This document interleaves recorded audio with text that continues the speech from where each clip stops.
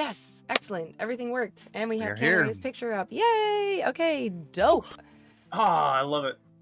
Looks good, looks good. Until we get actual character art, this will have to suffice. So, quick little recap for us. Last session, you guys brought Jenny Roll and the army to go fight some generals. You did charm Clark Kent and used him to help fight the rest of the party. You sent the soldiers off to go kill the goblins that fled, and you saved one for questioning. His name is Dobby Gobby.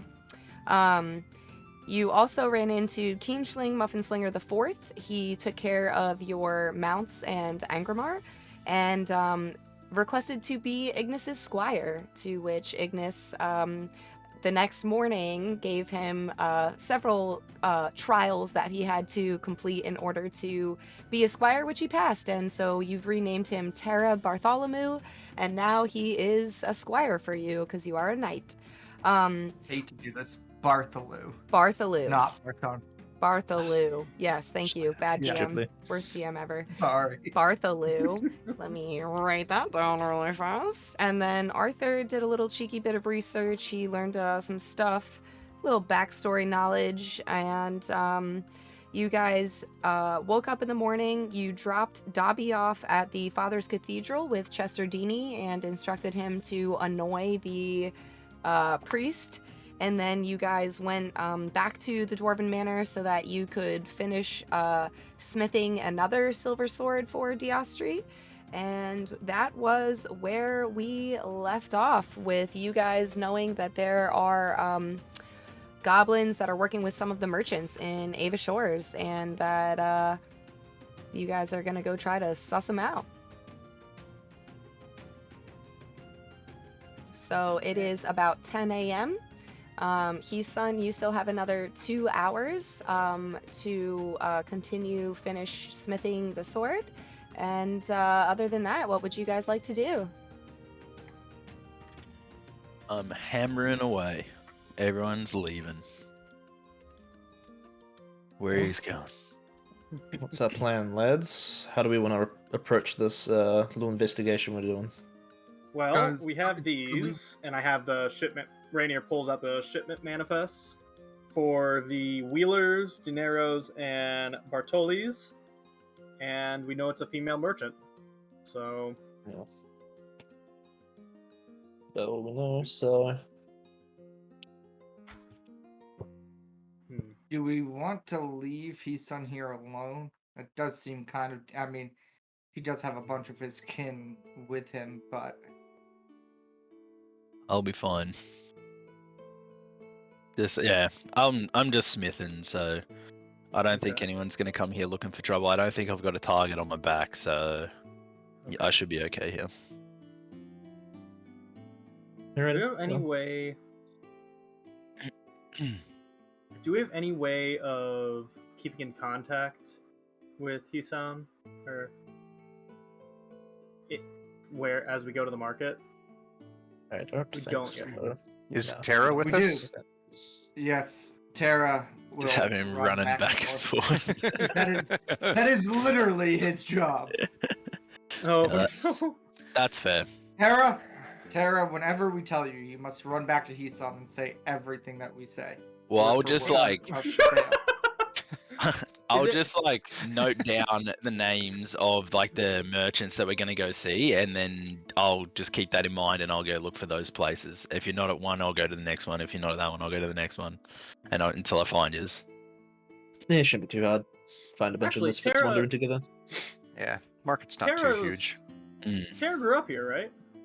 Mhm. Like this is his hometown. Yep, born and raised. Tara, what are the names of?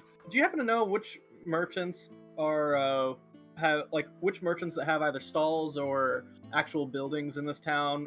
Which of them are women? Oh, there's a lot of them. Crap. There's but most of the people that actually run the businesses are they don't work at their stalls. They hire employees. So they mostly live over here, and he points in the direction of the kind of nicer part of the residential area. There's several neighborhoods. This is the place with the bigger houses. That's where most of them live. I live over there, or I live over on this way, and he points to like the smaller, medium, middle class neighborhood. Okay. Do we? Jibbly, can we have the town map? I can give you the town map. Yes. Thank you.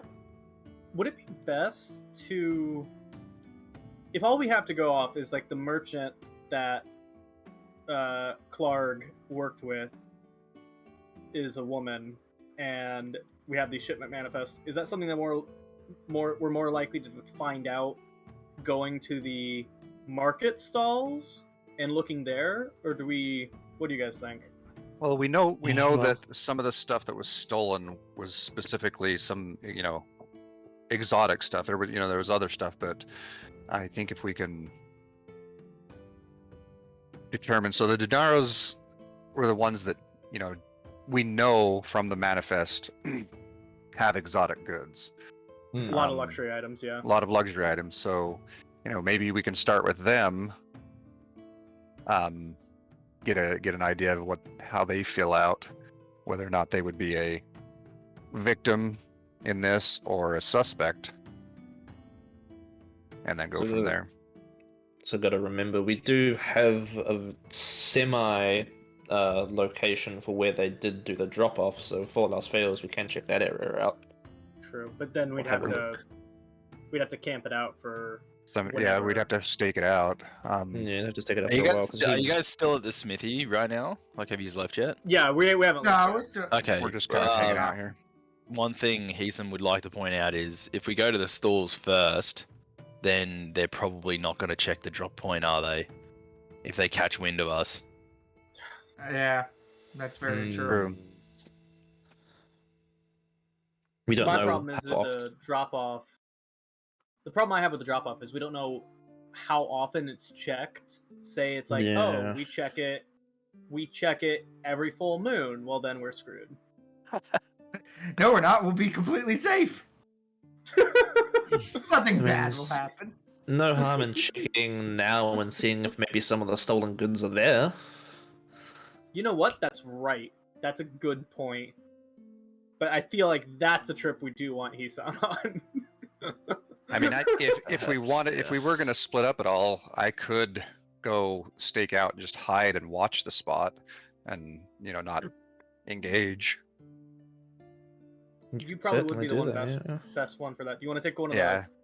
I feel bad you going off by yourself though. So if we, just in case, or do you basically if anything happens, you're just gonna cut and run? Cut and run, and I can do it from a fairly good distance because I've got my spyglass. I mean, I can sit back and just keep a watch out, and I won't engage. And if I do, for some reason, take 2 horses. That way you can ride one while the other one trails behind with no heavy load on its back, and then you can swap to ride back, and you can go faster that way. Take Dobby. So when he makes a noise to warn them, you can just kill him. Dobby's a bit busy though, isn't he? Dobby has a very important job going on right now. Yeah, Dobby's busy right now. He has a very important task. He's a bit busy, and he's also a bit busy. Curious as to how long you're gonna continue to torment this poor priest, but I suppose he kind of deserves it. Until I can find a way, to make him actually pay for the crimes he's doing. Without robbing this town of its only priest. I mean, he's only been teaching Dobby for a couple hours at this point. 2, not even. Not even. So what are you doing, Austihr? Are you going off? Do you guys, is that a good consensus that we want to split up and do that? If you feel comfortable, I'll say I'm comfortable with it. I'm fairly comfortable with it. My only problem is we don't have a definite location. If there's no loot there, then it could just be a complete waste of time. It could. That's true. And it's going to take you a couple hours probably to even get there before anything. Also, do we know how far that is away as far as travel time? 1 second. What's up, Ignis? I was gonna ask, can we get a more clarifying world answer on what the Warrens are? Like, do we know, are they a series of caves, just a series of hills? It's a hilly, grassy thing with meadows. There's no towns or anything in it. There are caves. There's a few trees. It's like the edge of a forest. It's sort of the, think of like the moors. It's kind of like that. I mean, if you post up somewhat at the entrance of it and just keep an eye on who's coming and going from that area, that might work. But does it have like roads or trails through it, or is it actually just very important point with that? If we know that a merchant, or even a small, if it's not just one person, a small team of people is making trips out to a location within the Warrens to collect goods at a drop-off point, there would be tracks, would there not be? All right, so what I'm pinging right now is Ava Shores, and this is the Warrens, this area. Oh, that is a bit of a ride. So it's a very large expanse of hills and meadows, and it's not like one place with like an entrance. It's like a large untamed area in the sense of there are no, towns or villages or anyone that lives there. It's not necessarily workable land as it's very rocky. Jibbly, may I ask if this is meta, but there is a cave thing there. Is that an official, like, people know about that thing, or is that something? Yeah, there are several caves in the Warrens that people talk about. That's just a cave. In the when Elder Lashal was telling you guys about the Elven cave with the Elven scrolls, that's where he was referencing, was one of the caves in the Warrens. Okay. I don't think you should go there by yourself, Diastri. I think that's just inviting you to accidentally walk into like a 5-headed Hydra who just gobbles you alive. I'm pretty fast too. Concerned if there was a Hydra sitting in those Warrens. The Hallie Khashoggi, since you guys are having this conversation, I guess at like the dinner table in the Dwarven Manor, she's like, and which merchants are you looking for specifically there? Oh yeah, we got people here that would probably deal with the merchants. Yeah, actually. We found there was a goblin camp between Ava Shore and Lashal Cove, and we discovered, we went to clear that out with some troops from here, and we learned that they've made a deal with one of the female merchants in town here. She would give these goblins and bugbears times when caravans were expected to pass by and where they would be, and then she would get a cut of all the stolen items. Yeah, we heard about that. There's a lot of caravans getting robbed these days, eh? Including the dwarves ones. Oh, that's right. We had a barge, not a caravan. Oh, that's right. Yeah. Our barge comes from the river, but the caravans take land routes and they sort of go around the entirety of the Gracewater Lake through all the human states. Mm-hmm. Is there a road that's been hit more than the others? I don't know. Not my shipments, not my problem. Fair enough. But you, I think do you have the names of the affected merchants? Because we live, like, all the merchants are our neighbors, essentially. We have the ones that were impacted. Like, we have 3 shipment manifests. Can I do an insight check on her? Yeah, go ahead. Ooh. Yeah, well, we have 3 families that were affected. She seems genuinely reserved from the other. They're not actually merchants, these dwarves. They smith weapons for the army. So the only thing that they do at the market is their own personal shopping. She doesn't really get involved. You kind of get the sense that the dwarves are reserved from a lot of the going-ons of the town. They're trying to make their way here by being as helpful as possible and as least intrusive as possible. So when she says, like, hands off, like, not my shipment, not my problem, you can tell she's just like, I don't want to get involved with human problems. Okay. Fair enough. Exactly how I feel.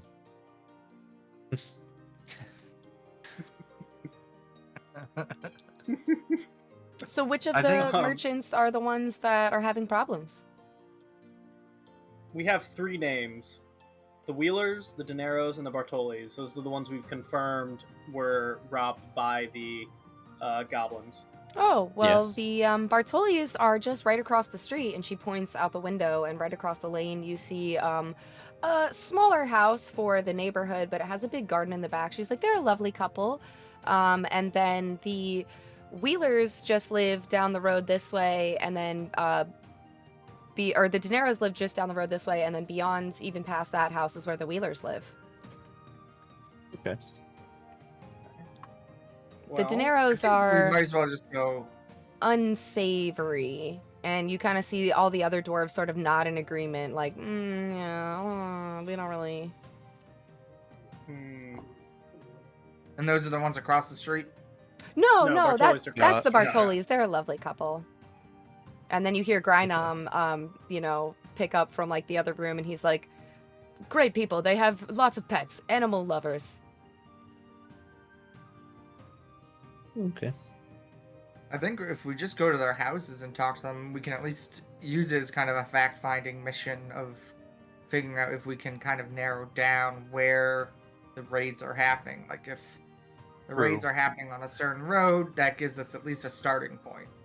Yeah. The con to that is that we'll be much more likely to alert somebody by going to their homes versus investigating within the market, I think. So we're expected to be at the market, going to a merchant's home and asking questions about their business. If I may offer a strategy, I mean, sometimes the best way to get an enemy is to make them come to you. True. Canneray points out, don't you think that they'll notice when all their goblin friends are dead? Oh, I'm sorry, Canneray. Can you say that again? Don't you think that they will notice when all of their goblin friends are dead? I mean, yeah. So we have a bit of a time limit because this is just the very next day. So it's like how quickly will? Because the only one at the goblin camp that ever had any communication with them was Clark, and he said he only spoke to her the one time, and then they just had their arrangement. Well, how quickly does word travel around this place? Because we told the soldiers and we brought soldiers with us, so it's going to be pretty quick for them to hear. Probably about us going and dealing with that. Tara, how quickly does word travel around this place? Pretty fast. I've actually been congratulated 3 times while I've been waiting outside with the horses about being hired on as a squire. You see, he's got like his shoulder is sore from all the high fives. Now, Tara, how did you respond to those? Very knightly and respectfully. Good. Humility is a knightly aspect. Yeah, I'm not worth anything. Actually, well, we call it no mility. No mility. All right, take an inspiration. That was good. I knew my puns would get me to the top one day. Oh god. Okay, but I think we're just wasting time here now. I think we just gotta make a decision and let's go. Let's just go to the first house. Okay, so so we're going to the houses then. That sounds good. Bartoli's it is. Bartoli's first, and then Dineros, and then the Wheelers. Is it lunchtime? If we need to go that far. What time of day is it? It's about 10 a.m. You guys have spent about 2 hours. Son's halfway done forging the silver on Diastri's sword. So Diastri, you only have currently 1 of your rapiers. And did you eat this morning? Bartoli's around. I think we did. I'm pretty sure I marked off a ration. Okay. Just making sure. I've been trying to do that every day. Good. Yeah, how many rations do we all have? I have 7. I still have a bunch. 7. Yeah. Good. I got about a week. Still have some cinnamon buns. I have 9. All right. So where are you guys going? Bartoli's first. I am, as food gets mentioned, I'm going to take a rat out of my hat. Actually, didn't you get that, like, when that potion, didn't that, like, sate those urges? Did it sate those urges, or did it just mean I don't have nightmares anymore? If it sated the urges, then I'm not gonna do it. If those urges are still there, that rat's going in my mouth. Roll an insight check on yourself. Do I want this? Am I hungry or am I just stress eating? Yeah. Am I hungry or am I bored?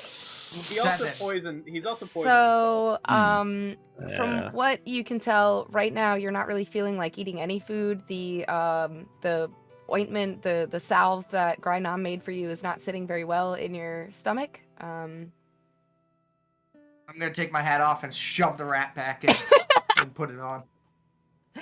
I don't know if that's how that works, but does it work? Is there just a rat running around on top of his head now? Yeah. Roll an animal handling check. Do you feel like cooking at all? Animal handling. 7. The rat, at first, it kind of is like scurrying around on the top of your head inside of the hat, and then it sort of pokes out and it jumps off of you and attempts to scurry away. Now they got rats. Now you just gave these dwarves. You just let it rat loose in this lovely people's house. Can I try to kill the rat as it runs off? Yeah, sure. I bet I can hit it with an arrow. Oh god! Go ahead. Roll to hit. Let's all just roll to hit it. Yes, everyone at once. Just all right. dive for the As the rat scurries away, Diastri pulls out his bow and shoots. Oh no! He shoots the rat, and it just sort of makes like a little squeak, and there's like a little bit of blood on the floor, and you hear Grynam like, "Why did you do that?" I didn't want it to get into your grain. Ms. Mill is like, "Thank you. I brew that into beer." And we like the beer. Rat or the grain? No, rat The beer. grain. Oh, rat. I was gonna say rat beer is actually like a dwarf delicacy. Oh, Rat beer? yeah. It's canon. It's canon. Like little shit. All right, so you guys are overstaying your welcome at the dwarves now that you've brought rats to their place. What do you want to do, party? What do you want to do? Make up your minds. Let's go to Bartoli's. Okay. I would just like to apologize for all of that. They're like, yeah, those when they leave. gnomes, am I right? Whoa. As you guys go to the Bartoli's, are you guys cool if I just go stake out the Denaro's home out front? Just to keep an eye, see the comings and goings. You want to do that? But, again, not engaging, just keeping an eye. Okay, so we don't miss anything, since we kind of. All right, I'm gonna pull you on this map they're the just unsavory. to put you there, but you're not actually there. Okay, I'm not actually there. Okay, so yeah, you follow the dwarves' instructions, and you just go right across the street. You see a little smaller house compared to all the other houses on the block. It's got concrete stone walls. It has a really nice little garden in the back of it, and the door is closed. I knock on the door. When you do that, you see 2 women appear, and they are kind of, one has her arm around the other one, and they're kind of like, "Hey, do we know you?" No, but I know you, because we're friends with the dwarves. Oh, yeah, they're so nice. Please, what can we do for you? We actually found something. We're currently investigating the dwarven's lost shipment of their special wood. Not sure if that's a euphemism or anything, but they did mention other merchants are dealing with lost shipments as well, and we wanted to see if it was kind of connected. Oh, yeah, actually, please, come in, and they usher you into their home. They have several animals. You see a dog laying on a big pillow. You see a cat underneath the table. You hear other cats. There's a a door open. You see a room that's kind of like destroyed furniture and stuff like that. It looks like it's been like scratched up by cats, and the house is like an animal playground essentially. And A lot of cats. they have a dragon chess board set up on the table, and they offer you any drinks or anything like that. Really disappointed I didn't have a chance to do the scene from The Hobbit where I'm just like, oh, I just have 2 friends with me. Come on in. Oh, just 2 more friends. Next time. Next time. We'll Next time. Next time. Yeah, They next introduce house. themselves as Robina and Vivian Bartoli, and they tell you, yes, we've had a few shipments of ours stolen. It's actually been really hurting our business. We actually might have to let some of our employees go and work the stall ourselves. I was really hoping to not have to do that. My wife, she does not fare well in the heat. Do you mind if I take a seat? Yes, please. No. They invite you in. They give Thank you, you. you know. I'd like to, almost as though, like, kind of keeping with the idea that we're investigating, I want to pull out some spare, like, paper and a quill. And Do you have that in your inventory? Oh, crap, do I? You can't just I be do not. whipping out in stuff that you don't own. Dang it, you're right. Pity. I'll have to buy This that. isn't Blue's He Clues. just grabs Yeah. it out of their like Yeah. stash of paper and stuff. Does anyone, Yeah. does anyone in our group have paper? Probably not. No. Doubt it. Crap. What do we need paper I for? have a book of gnomish artifacts. We can just take them. We could just rip that apart. She looks at you Have a while you're asking scroll. who has paper, and she's like, so you're not really detectives, are you? We're freelance. Very free, I see. Mm-mm. Independent contractors. Yeah. Yeah. We more just, keep it up here. We're detectives of the mind. But tell us a little bit, where were your shipments coming from? That's kind of the biggest thing. If the roads intersect with one another, then it's a pretty clear giveaway that it might be the same thing. Usually from Zorobia, which is the state to the south of Isir Aelur. Recently, those shipments were all coming from Zorobia, but we do get some shipments from Kendriga. Those have not been, we haven't received those. We normally get them in the fall, not the spring. We did assume that it was brigands, to be completely honest with you. And then once we heard that some other merchants in town were also receiving some issues, we started to think about it. And Vivian, she kind of leans over the table and speaks in hushed tones, and she's like, I bet it was that the slime ball, Luciano. Luciano, and what was his name? Luciano Dinero. They've been eyeing our space in the market ever since they opened up shop. And we've heard of various reports that family itself is ne'er-do-wells, as they say. What makes you suspect them?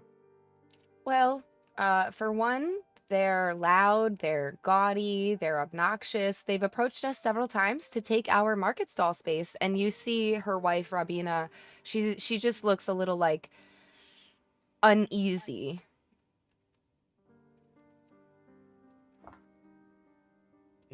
And what items have you lost? Oh, well, so we sell general goods. We generally, have items for the home. So, cookware, gardening supplies, things like that. And so our shipments that we lost are generally home goods. Like we lost a bunch of earthware, glassware, things like that.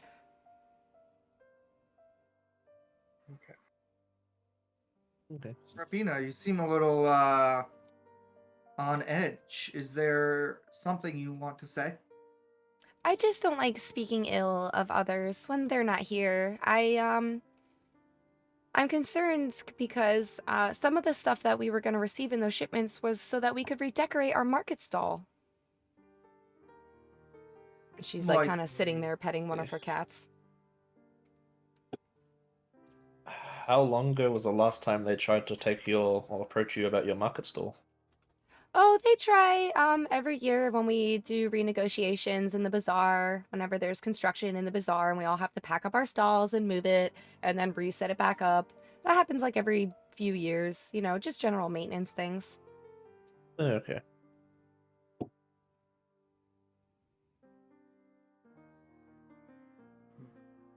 Now, when your shipments were taken, did you have guards, wagon drivers? Well, Anything so like that, or? they're not our caravans. They're just traveling caravans of merchants that kind of Okay. go from city to city, town to town, and they buy and sell merchandise as they go, and we request certain things of them. So that's their own livelihood. Usually they don't have too many guards. I know that they travel with, you know, a scout or, you know, an archer of sorts, but I guess the roads are getting pretty dangerous. But these caravans were coming from the west? The southwest, yeah. Southwest, so they would travel through the Shell Cove first? Generally, or they would take the north road up through Centralia and then come down to Ava Shores that way. Have you ever had the chance? Oh, you can go. Just one quick about that. Of would they go? Are the ones that are missing the ones going to the north, or the ones with Shell Cove? Oh, we don't know. That's their route. We just know that they're supposed to be here at a certain time, and they don't, you know, show up. So couldn't tell you. So you've never been able to talk to any of the caravan drivers at all about what's happened? No, they don't show up here. We don't all, you know, have sending stones or any of that crazy wizard stuff. Yeah. Okay. Do you happen to know of any other merchants that may have been that you know were have been suffering from the caravans being robbed, particularly ones coming from the west? I had heard that the Wheelers also had issues with some of their supplies. And do you know if the Dineros had any issues? They said that they did. Their market stall's been looking a little empty pretty recently. Mm-hmm. Any market stall that's looking oddly either fuller or normal? Not really. When we spoke to the guards about it, they're a little preoccupied investigating the burned down house, so they really couldn't get involved too much. We tried to do some snooping around ourselves, but there was not really much that we found out. Do you know who was doing this? Was it brigands? Did you catch them? Goblins, actually. And yes. Goblins, 3 bugbears, an orc. Yeah. Goblins? Oh, by the way, this is your... do you happen to recognize this? And I pull out the Bartoli shipment manifest that I have, and just kind of hand it over for them to take a look over. She's like, yeah, this is our missing shipment. Did you find our merchandise? You see renewed hope. She's like... Not the merchandise.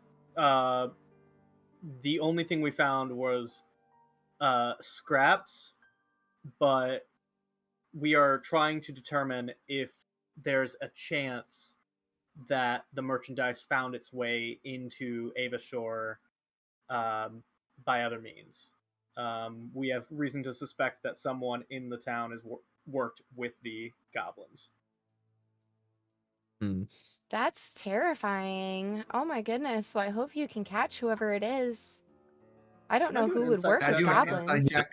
I wanted to ask, could I do an insight check just to see if there's any sort of sense of familiarity when we mentioned that it was goblins, orcs, and stuff? Yeah, go ahead. Goblins and bugbears. 19. At a 19, nicely done. Arthur, what you can tell is that she seems genuinely terrified, and she's also very upset that not only has her shipment been stolen, but it's been stolen repeatedly, and now that she's finding out that it's by goblins, she went from being worried about her business to being worried about her safety. And you see her kind of protectively draw her arm around her wife, just sort of like, oh, you know, in that kind of protective embrace. What about her wife? Is she giving off a similar reaction? Yeah, yeah. Vivian seems protective, and Robina's just like awfully terrified. Okay. Can you... Just so, since we know of that, and do you happen to... What items did you request that you were looking to decorate your market stall with? Anything specific that we might be able to find either somewhere around town or potentially at another market stall as we investigate? Yeah, tapestries, like, nice woven tapestries that would, just sort of spruce up the place, a splash of color. If you've been to the market, you can see most of the market stalls all have really colorful tents, and ours is a little drab, and I thought maybe it would help pick up business if it was, a little bit more enticing and inviting. Do you happen to, do you happen to know or can you recall if you requested any specific look or color or material that might help us, like, because someone may have, if what we fear is true, the tapestries that were taken may be actively being used to decorate the main suspect's stall as we speak, and we want to be able to pick out genuine, fairly purchased ones versus stolen ones. If you know material, color. Yeah, I'm embarrassed to admit this. It was a very low quality tapestry. We couldn't really afford to spring for something very high quality right now. And you see her wife just like rolling her eyes, like she didn't even want to buy the tapestry in the first place. I don't know the color or anything. We just sort of asked the merchants to, get us, something within our price range and our budget, and they just bring whatever. We don't have like a Sears catalog to look through. I like how Sears catalog is now canon. Ceers, like Sears. Get it? Ah, yeah. Big brain. Okay. We'll keep an eye on. I don't know if anyone in our group is particularly good at determining the prices of such items by look alone. But just in case, what did you tell these merchants your budget was? 50 gold for the tapestry. It's gonna be, not a great thread count. It's gonna be, just 2 or 3 colors, nothing crazy. It's gonna be of Zerobian make. I specifically asked for a Zerobian tapestry. Okay, thank you. That will help out a lot. Okay. I do just have one question. You mentioned a burned down house. We've been hearing about this a lot recently. Do you know anything about that at all? Where was it? Oh, it's down by the south shore, by the Gracewater Lake, and it was so sad. Like 3 people died. When was this? Like a week ago, a couple days ago. We saw the smoke. It lasted for a while. That whole area is kind of covered in soot. How long have the caravans been being hit? We are supposed to have shipments every 2 to 3 weeks, so we're missing 3 shipments. That's like almost 2 months. We haven't gotten any new merchandise in. The stall's almost empty. Highly unlikely that they're connected, but who knows? We'll keep you up to date on what we find. Yeah, we did take care of those goblins there, so hopefully that road's a bit safer to travel through now. Thank you very much for your time. We appreciate it. If you do hear anything, please, if you need to tell us something, send it by way of the Muffin Schlingers. Especially the new Terra Muffin Schlinger. Oh yeah, I heard that you took Keenschling's son on as your squire. Yeah, so that's very nice. Keep him out of trouble. We're gonna get over to the Wheelers, and they're gonna open the door and be like, "Hey, yeah, so we heard you've been hired to investigate the town." Yeah, did one of the cats run out of a window or something? We find out that the cats are really the things. Oh my god! Like, the council will decide your fate. It's a bunch of cats. All right, well, shall we head over to the next house? What's the next house we're going to? Do we want to go to the Dineros now, or hit the Wheelers first? Well, where is Baca? Baca went, Diastri went where? Yeah. So I just posted up, but like on the other side of the road or whatever pathway on their house, and just been hanging out, watching. Whose house? The Dineros? The Dineros. Okay. Yeah. You see an incredibly gaudy manor estate. They have, instead of like a front lawn that has like foliage or anything like that, they've got it all paved with cobblestone. They have these like really gaudy stone pillars, going from the roof down. They have like those big stone lion statues on either side of their front door. They have like brass embellishments like door knockers and like carved window sills on the outside made out of brass. It looks like Long Island chic. Oh.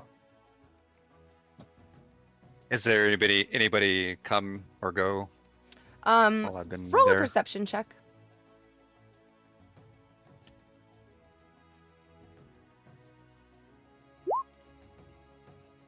With a 14, no one comes or goes. What you do see, though, are they have these big drawn curtains, but you do see some silhouettes. There looks to be about 2 to 3 people on the inside, sort of moving about occasionally.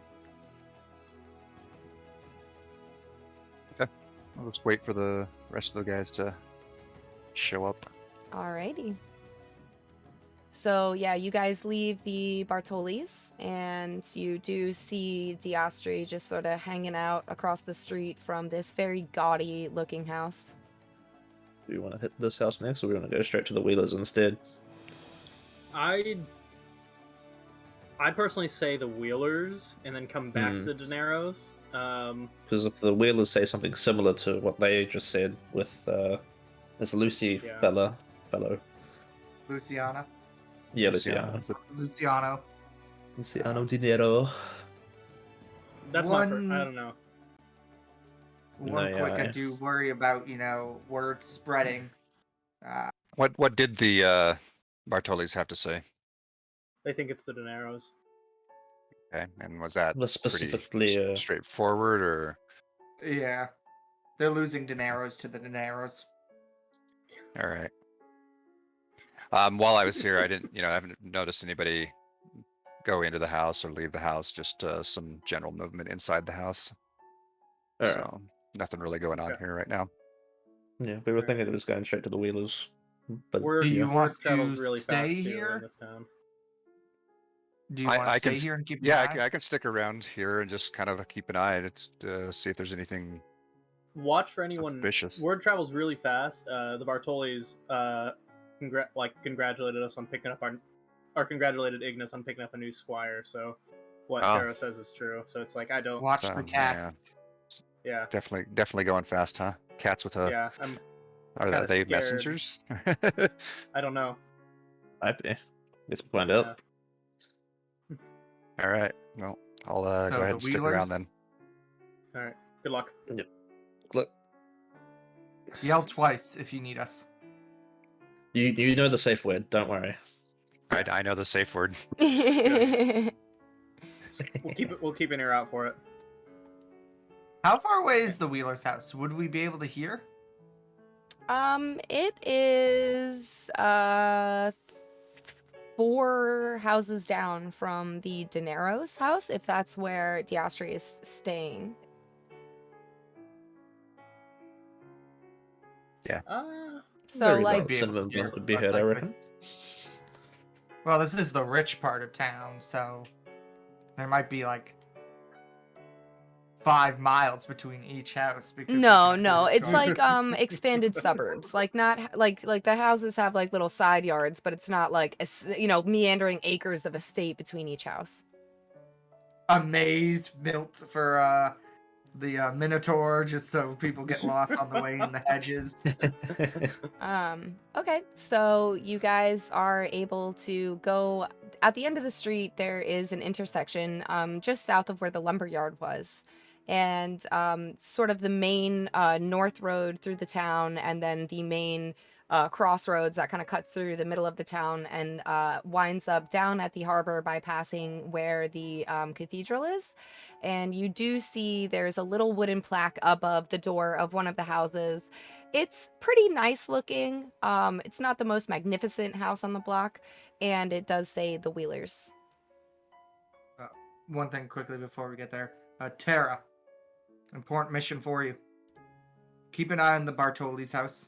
If one of them leaves, just give them a follow if you can. Oh, yeah, sure. Okay. Do you want me to let them know that I'm doing that, or just hang out? Normally, knights should always be honest and true. But honestly, this time, stay hidden. Oh, okay. Cool. I'll do my best. Think of it as the talk tick challenge or whatever you want to do. Okay. But don't talk tick them. All right. So, you guys approach. Damn, this house. And I'll walk up to the door and knock on it.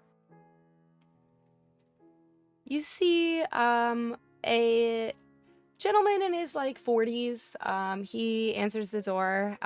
You see behind him a woman walking around with a big roll of cloth, and he opens a little, not slowly or cautiously, but he doesn't open it all the way, and he's like, "Yes, what can I do for you?"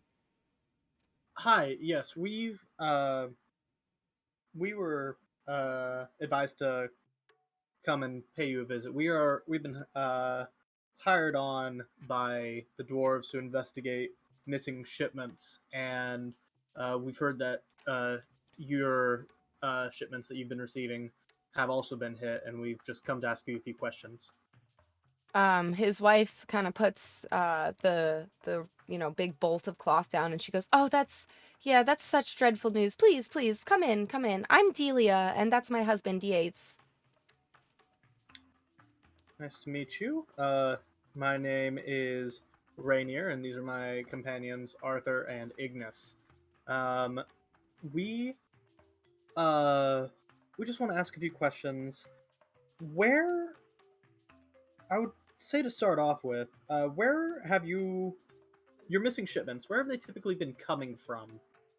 Osilis or Zorobia. Usually we get caravans that come, they normally travel this way in the springtime. It's a nicer climate down there, so they can generally get a more bountiful harvest earlier in the year, closer to winter. Okay. And the ones that have been, your goods that have been going missing lately, could you identify some of those for me? Oh, yeah, we've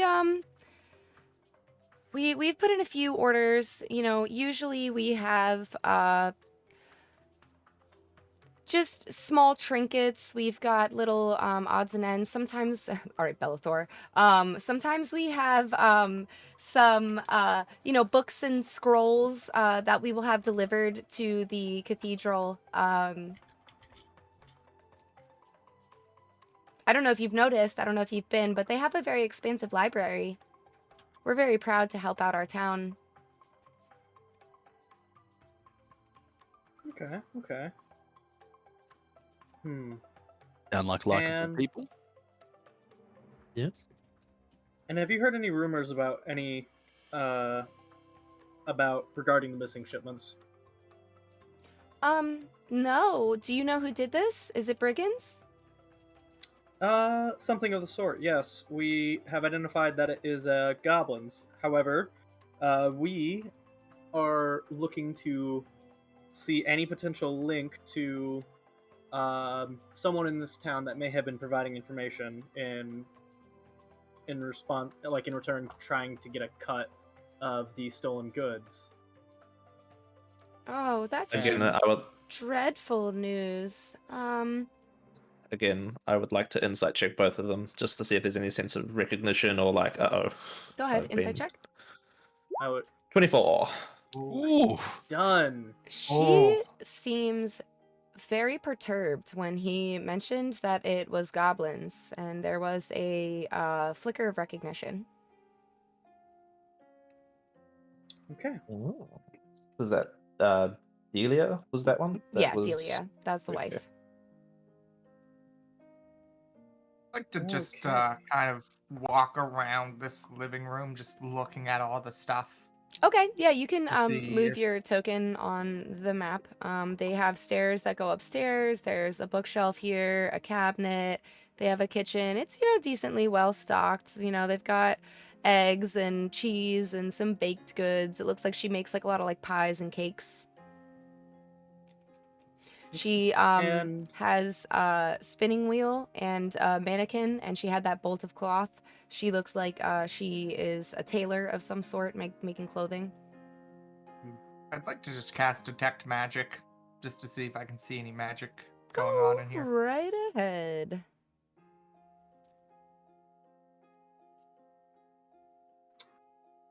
So, it's 30 feet? Yes. As I walk around. You feel... It lasts 10 minutes, yeah? Yep.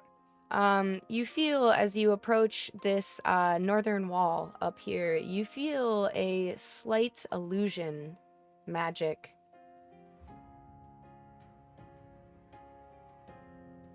I'm gonna try and just quickly get away from that area, not to trigger any of them, like nonchalantly just like walk around and hopefully not trigger any like, oh, why is that guy right there? Just pretend like I didn't notice it. Okay. And kind of to help with that, to keep them focused on the questioning bit. Well, that's meta because you don't know what he's doing. No, but like I see him like walking around, and while I'm asking questions. Okay. So it's more because we're investigating, and we have these three merchants. That's fine. You just don't know that he's doing. I don't know that magic. He's fine. I don't know that he's doing detect magic, but I can tell that he's walking around and trying to look at some stuff. Mm-hmm. So it's more keeping them focused away from what he's looking at and like where he's going in the house. Okay. If possible. Yep. So could you actually also, do you happen to know? We've received some information regarding the family of Dinero. Could you tell me anything you know about them? Oh, yeah. That guy is a total crook. His wife, snobby, nasty. They have this spoiled brat of a kid. Can't stand him.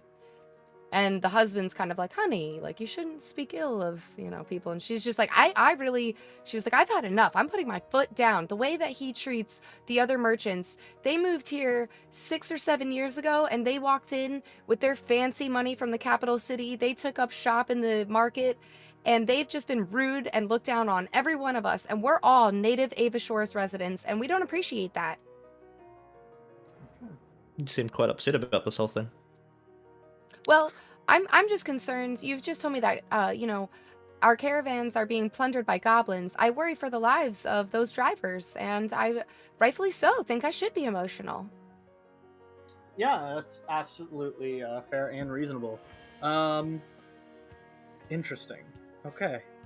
And going back to the items that you listed off, because we're looking around and we're trying to keep an eye out in case of the rumors that we heard about someone in town working with these goblins are true, and I'm not going to lie, we're a little suspicious of the Dineros. Can either of you think of any specific details on some of the items that you specifically missed? Just anything from this list in particular, and I pulled out the Wheeler shipment manifest that we took from the goblin camp and handed over. Anything that would stand out that we could like walk by a market stall or someone's home and see and say, hey, that looks suspicious. Oh, yeah, for sure. I had put in an order over the winter for a white wolf pelt. I was kind of hoping that maybe, we could spruce up the place a bit. And you look, and it's nicely decorated here with very expensive artisanally crafted items. Like the cabinet is very well made by an expert, craftsman. The couch is a well-made expert, artisanal couch. They don't have a lot of like paintings or tapestry or trinkets or anything like that. But what they do have looks expensive. Okay. White wolf pelt. Fantastic. Arthur, can you think of any other questions? No, not really at the moment. The husband sort of covered most things. looks to you and he goes, "That's really beautiful studded leather armor. Where'd you get that?" Oh god, they're gonna make you do it. Do it, do it, do it. Yeah, no, Barry Zuckercorn has some great stuff. You should definitely check him out. Oh yeah. I don't go up to that floor in the market very often, but I have no need for armor myself. So, but it looks good on you. Fits nice. Good job. Yeah, no, Out of works pretty well. curiosity, do you know if anyone's missing any magical goods at all? We've heard mostly mundane things. Does anyone deal in magic around here? No, not particularly. There's, I know in Natur they have a shop that sells magical goods. Occasionally, Eiloon will have a little magical robe or something like that, but I don't think that there's been any issues with magical items. Why do you doesn't ask? seem too prevalent. I just noticed that it's all mundane goods, which seems, weird that bandits would go after such mundane things. I mean, you can always sell other things, but you would think that magical goods would be the prime target. Mundane, sir, this doesn't is seem our like there's much. livelihood. I apologize. I did not mean to offend. It's just an observation. I understand. The husband's kind of like, yeah, like nodding along with you. Like, yeah, that does make sense now that you mention it. I bid you adieu. Have a We'll wonderful provide day. updates as we go. How's the wife looking as we're still sort of questioning stuff and asking? Is she sort of still a bit on edge, or as we're leaving? She seems on edge. She seems ready for you guys to go. She looks like she does not wish to have company any longer. You can roll an insight check Okay. if you would like. No, I was wondering if my current insight check carried over. Okay. Yep, just for one thing. 9. Yep, she just looks like she's kind of answered all your questions. She's busy. She kind of picks back up the bolt of cloth. Okay. Thank you. All right. We'll provide updates as we to you as we find out what may have happened to your missing shipments. Alrighty. Austihr, you're hanging out in front of the Dinero's house, right? Yes. Roll another perception check for me. Are you being sneaky about this at all? Or are you just I mean, I just figured I'm just leaning up against the wall of a building. He has a or something. spyglass up against the window. Looking right in the window. trying to peek through the curtains At one point you hear a bit of what sounds like, not like a heated argument, but you hear the wife audibly yelling from the inside of the house, and she seems to be looking for a piece of jewelry, and there's a bit of a kerfuffle. You kind of, again, you see those shapes moving along back and forth behind the drapes, and then you kind of hear another voice I don't know where it is, honey. And then 10 minutes later, after she's screaming at everyone, she goes, "Oh wait, never mind, I found it." And she you could tell that everything kind of dies down. Does she have a Jersey accent? She does now. You're gonna find out. Yeah. Forget about We it. are not going to the Dinero household. All right, I just make note and just continue to hang out until I see the rest of the guys. Okay, that took about an hour, so you have 1 hour left, Hisan. Woo. Woohoo. And it's nice and close too, so I'm just gonna pop out and just be like, "Oh, hey guys." All right, guys, let's go back to Lachelle Cove. Yeah. Yeah, just straight back to Lachelle Cove. You read anything else here? Nope. The rest of them will catch up. Don't leave me a horse or anything. Just take all the horses back. I'll leave Angramar for you. You can ride him. Hell yeah. As we've walked far enough away, so Ignis, did you catch anything while you were walking around? Yes, actually, I would like to get a little farther away before we have this conversation. I do not trust those folks. Nope, neither do I. Why not? I pick up my pace a little bit and walk a little bit faster. It's just speed walking. Arthur and I slow down our pace a little bit so that Ignis can catch up. I have little legs. Purposely strides just to keep ahead now. I did notice that you saw that big cupboard in back. Yeah. The cupboard that was just. There's illusion Was the magic inside the cupboard, or was the you were able magic? to ping that when you were standing about 10 feet away from the cupboard, the magic was 12 to 15 feet away from you. So, inside the cupboard. It's like a Narnia cupboard. Oh, God. Yes. There was some sort of illusion with that cupboard.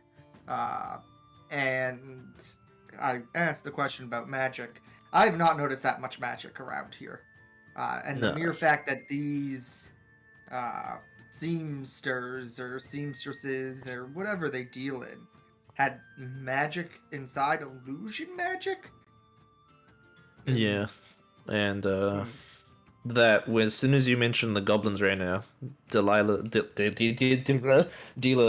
face gave it away quite clearly to me, at least. She recognized goblins immediately. So I think we need to go back and do a bit more investigating with everyone. Okay. And you guys notice she mentioned that they're missing a white wolf pelt, and they have a lot of very, very high quality furniture. If the Dineros end up saying, "Oh yeah, no, we were missing a lot of high quality like furniture, sofas, a cabinet," I think that would be a I doubt it. Yeah. That'll be too easy. I'm still suspicious of the Dineros enough that I'll want to check that out. But we can still check them out. Yeah, but it is very important to remember. The orc was dealing with a woman, so if it's it really depends on whether the lady of the Dinero household looks like the kind of person who could, from what I hear about them, I will use the word stomach having a conversation with an orc. Or would the orc be able to stomach having a conversation with her? You're like, here, shut up. Why do I hear he sound in my head? That's weird. Yeah, that's true. We've been spending a lot of time. that Delia person gives me a bad vibe. Yes. Okay. What was her husband's name? Sorry. Yates. Dietz. No, Yates. Did they have a son? Dates? Like, is that just like Yates with a Y? Y-A-T-E-S. Oh, Yates. Yates. Oh, Yates. Yates. Okay. God. Lead me astray. I'm sorry. As we get back to the Dinero house, do I see Tara watching the other house? Yeah, he's got like a ball that he's like bouncing, and he looks actually very convincingly like he's not paying any attention to that house, but he just looks like a kid playing on the side of the, road. Interesting. Do we need to buy a set of armor? Tara? Yes, sir, I I have guess. some leathers. Good, you remembered my official title. I'm proud of you. You were doing very good on your first day. I pat him a little bit on his shoulder that I can reach. Yeah, maybe. he sort of bows down to let you do it. Later tonight, we must do our sword practice. But new mission, go watch the Wheelers. Do you know the Wheelers personally? Yeah, Miss Delia one time gave me a cool hat when I was a little kid. Just is that enough to redeem my guys? And just keep an eye on the Wheelers for a little bit, just to see if they go anyplace. Yeah, sure. Don't follow them. Oh, okay. Don't follow them this time. Come back and find us. We'll be at the Dinero's house. Okay. He runs off. You're doing good, kid. Proud of you. All right, so you guys. The Gnomish culture has a first day of squiring, positive reinformation. Second day, negative. And then third day, positive. It's constantly switching just to make sure proper emotional balance is achieved. Good. Good cup, bad cup. Good. We're gonna need to buy that kid armor or a weapon at some point. Because who He knows? does not get that until the first year. First year, you're right. Or the Alright, so we find Austihr. Yep, you guys see him. He's hanging out outside of the Dinero's house. I'm pulling you all onto the map. As they come up, I just let them know what I had seen and heard. You know, that there was a small row inside about a missing piece of jewelry, which then was found shortly thereafter. Okay. And we'll And, catch him up on what we know. Sounded like a rich couple's squabble. Rich problems. But yeah, no, Was the I meant wheelers. Come to this map. Oh, sorry. You can see everything. Did I put you on this map? Well, you're here now, but you're not really here. I just macro. You can see. Yeah, that's right. So yeah, Um, the curtains are all drawn. Austihr did see some shapes moving on the inside. What would you like to do? Knock on the door.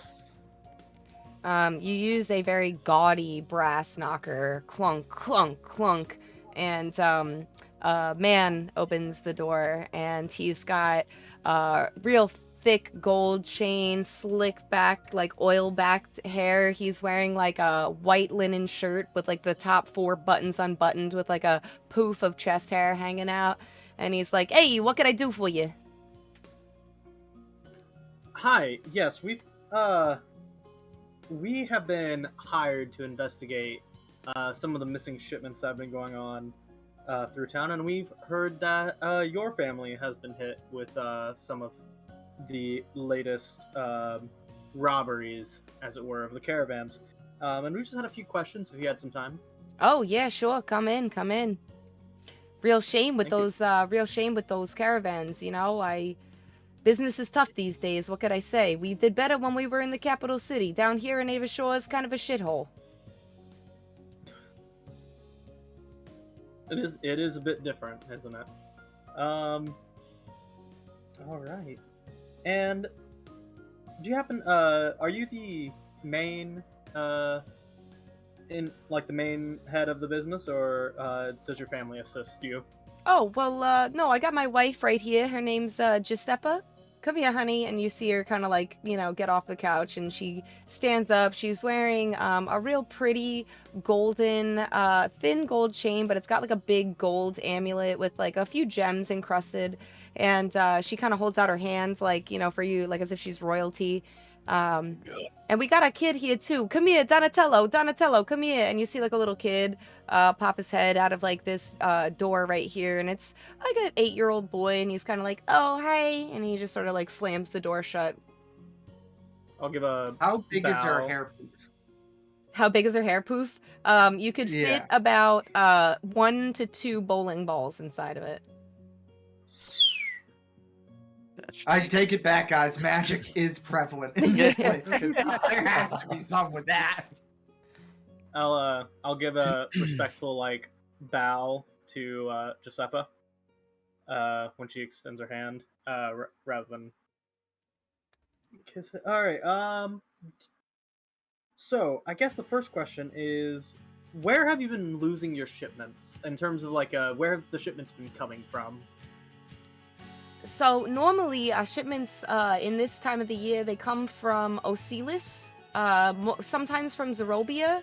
The 2 shipments have gone missing of ours so far. We had a shipment of gems. That kind of comes from all over, but I know that they come from Osilis and Zerobia first. They kind of start in Kindraga, Altaheim, and sort of, you know, go like this. Okay. And let's see here. Have you heard any rumors about what may have been going on with those shipments? Or about why they may have gone missing? No, I just, I talked to the town god, useless. I don't even know why we pay taxes, am I right? And they told us, basically that, they can't figure it out. They don't have the manpower to, send guys over there. So we're just out, a couple hundred golden avarices here, a couple hundred golden avarices there. It's tough business. Can I do an insight check on that? Yeah, sure. No, I suppose, can I also do one since that's what I've been doing the entire time? 10. 23. Rainier, Nice. you can see that he's trying to act nonchalant, and he's like, yeah, business is tough, but I'll suffer through it. Arthur, you notice that business is really tough, and that there are actually spots of the house where it looks like something used to be there and was sold. Like, for instance, there looks like a round spot on the wall where there may have been a painting or a mirror of some sort. You see tan lines on Giuseppe's hands where there used to be very large rings with very large, things, and it's actually tan, like it's pale in that spot. He looks pained and stressed out. Occasionally he sort of grabs at his chest, like as if he's like got like, some sort of heart palpitations going on. Okay. Okay. And Because they haven't been GTL. could you actually could you go through? We found one of this.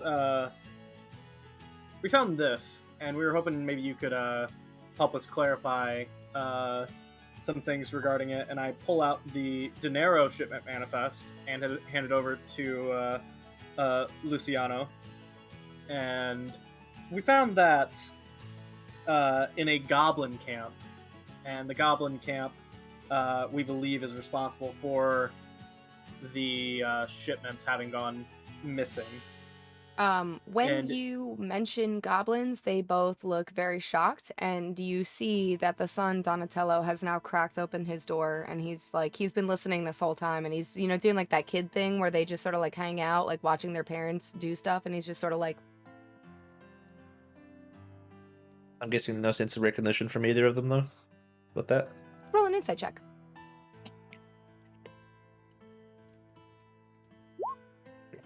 Hey. This is the best Arthur rolled ever, so it had to come to an end. They just they just seem genuinely like, oh geez. Giuseppe is like, oh, of course it's freaking goblins. It's always something in this town, am I right? I try to have a dinner party, can't even get people to come over for your neighbors don't even feel safe in this town. We got a whole army here. No one even wants to like leave the house past dark.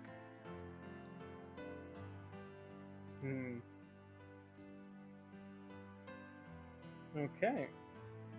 Can you elaborate on that? I mean, we haven't been told that there were goblins in town or danger like that in town.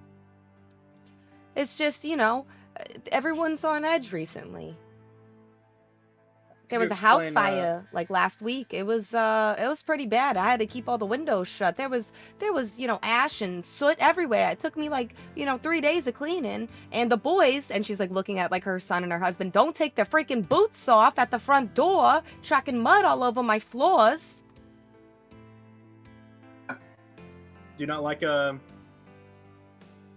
don't like things being dirty then? No, obviously not. I have a nice house. I work really hard here. You don't like it when he's walking here? Hey, I'm walking over here. Okay. And let's see, as we're looking, one other thing regarding the goblins, we have reason to believe that there is a merchant within the town that has been providing information to these goblins regarding the caravans, and is essentially splitting the cut, as it were, with them. Any information at all regarding like specific shipments that you've lost on the roads west and north of the town, that like anything where if we were to see an item, like enough detail on these items that have gone missing that we could say, hey, that looks like something the Dineros had stolen. Oh, well, I could tell you right now, I was trying to get some silver chalices, like the nice drinkware for my dinner party. So, a set of silver chalices. I know that for sure. I put in that order months ago. Okay. Silver Jibbly, I'd just like to cast Detect Magic as I walk around a little bit.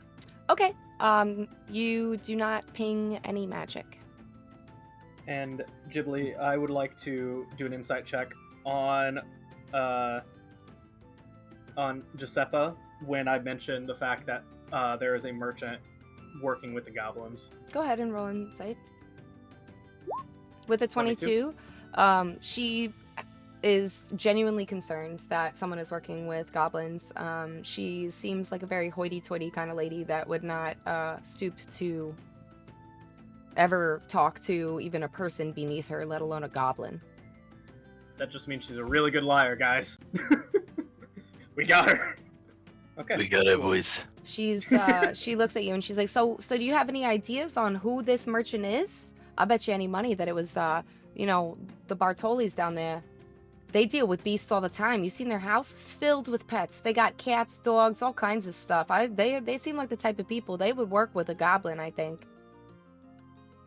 Are you comparing goblins with cats? Yeah, they're filthy creatures. You ever touch one? Smells bad. Yeah, okay. Good thing this is probably a good. It's probably good that Cogs is not here right now. Let's be honest. And she looks at Cannery and she goes, "I mean no disrespect. You guys are, you guys are nice. I'm talking about like beasts, Not this guy. He looks very nice. How you doing, handsome?" Cannery's just like. Can I do an insight check on the husband when she says that? Yeah, go ahead. The husband.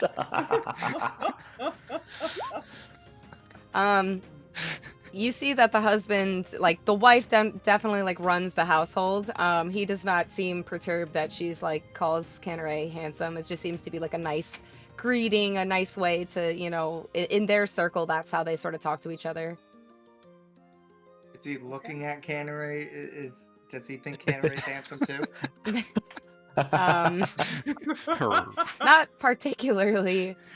Well, Cogs isn't here. We're gonna matchmake Cogs with the No. Swinger party. No. Okay. Cogs just walks in instantly. He gets a tingle in the back of his neck. Look, you guys could go check out our stall. We got the exotic goods market stall down in the bazaar. We got nothing to hide really. I'm an honest businessman, so Wait, is this the guy? Oh, sorry, I'm not there. Never mind. Don't worry about it. Okay. No, yeah, you seem pretty honest, so. Thank you. We'll keep you up to date on anything we find. We are worried that there is a merchant within town that is essentially not responsible, as it was a goblin camp, but has been working with the goblins to ensure these goods could go missing, and this merchant has gotten a portion of those cuts. So anything we'll find, we'll let you know. And it's good that you let us know the state of the guard in this town, because we obviously are private investigators. We can't act as jury, judge, and executioner within this town. So whatever we find would have to go to I don't know. Do you happen to know? I know you're new to this. You're fairly new in the grand scheme of things to Ava Shore, but is there a local magistrate or other? Oh, there's the leader in this reeve. town? The reeve of the town. The Every reeve? town's got a reeve. It's like a mayor. I don't know where you're from, Okay. bud, but it's pretty common. All right then. And has the reeve been doing a good, solid job, or if we let the reeve take over once we gather all the information, do you feel like you will get your essentially you'll get recompense from whoever it was that did this? I mean, if Or- you're telling me it's goblins, I don't think we're gonna get the goblins to pay us back unless you Oh, know no, any no. The goblins. goblins are You know, long you dead. know any goblins? goblins are What are you dead. tight with the goblins? Goblins being goblins taken care are of. dead. You don't have to worry about them. We're talking about the merchant who has worked with the goblins and who Mm. has been getting a cut of all the stolen goods. Yeah, that I don't like. Yeah. Do you trust the reeve? He's a pretty stand-up dude, He's occasionally used to, hold banquets, military balls, things like that. Invites everyone. It's pretty nice. Pretty nice guy. Okay. All right. and we'll let him know, and we'll let him take care of it once we have all the information. Or at least take care of it after we find who it was that did this. Thank you. And any other questions? What brought you to Ava Shores? Why'd you leave the city or the capital? Well, our son here was, we didn't want to raise him in a place that was filled with crime and filth, so we decided to move to this town. We figured it was safe. There's a whole army here, you know? Nothing's better than that. And, he still grew up to be kind of spoiled. Look at him. And you look over and the kid's just, like, has this, like, real pouty face on. City's that bad, is it? I mean, you know, it's pretty gross. Yeah, I mean, you called it a shithole. Hey, it's what it is. You ever been to a city? This is a nice little suburban town. What can I say? Yeah, I've never been to a city, so I wouldn't know. Don't go. Not worth your time. Alrighty. Thank you for your time. Have a wonderful evening. Yeah, you Or as well. Afternoon. Thank you very much. Thank you. Have a good day. Thank you. Isn't it like 11:30 See you at in the GTL. morning? Yeah, it's like almost noon. At this point, Heesun, you are finishing up. You're just sort of tempering the blade, and you'll be finished pretty soon. Hell yeah. Alright. Okay. I say we pick up Heesun and then we immediately go check the drop-off point because I have a feeling, since we've asked these three people, someone may go try check it. I agree with that. I agree. I think one other option. I say this as we walk away, as we're no longer in the. Oh yeah, I said this outside. Do we want to go fetch your lad? Oh yeah, go Ignis? see if Tara's seen anything as well. I think we can check on that in a little bit. I think the Wheelers are currently our best thing to examine. Yeah, I agree. definitely. I I'd actually might like, even suggest that we set up a diversion or something, a way to get them out of the house.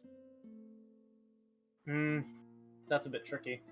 I personally want Austihr to get into there and take a look quietly. Yeah.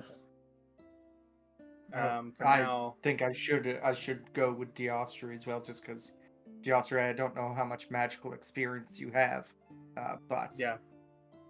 I think it might be best. Not a if at whole lot. least- It's definitely I a go nighttime with It's definitely a nighttime operation if we want to pull that off. Or daytime if we can get them out of the house. I don't Yeah, think but it will be I too suppose- hard to get them out of the house. What do you have in I mind? think I can probably manage something. We could Oh. definitely manage something. Well, I did say we will go back if we have an update. And I could manufacture an update. And make a reason for the Wheelers to escort us to their market stall. Austihr, could you forge Yeah. something official to get them out?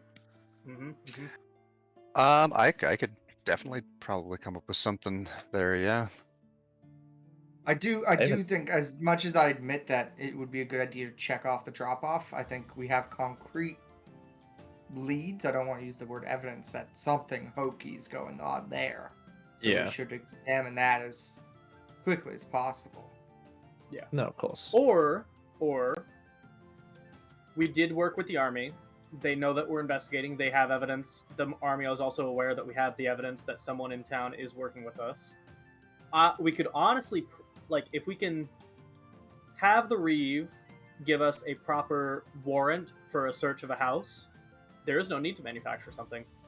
And then we have the guards to assist us. Granted, I don't know how that'll go. I mean, or you exactly could what you we would could need.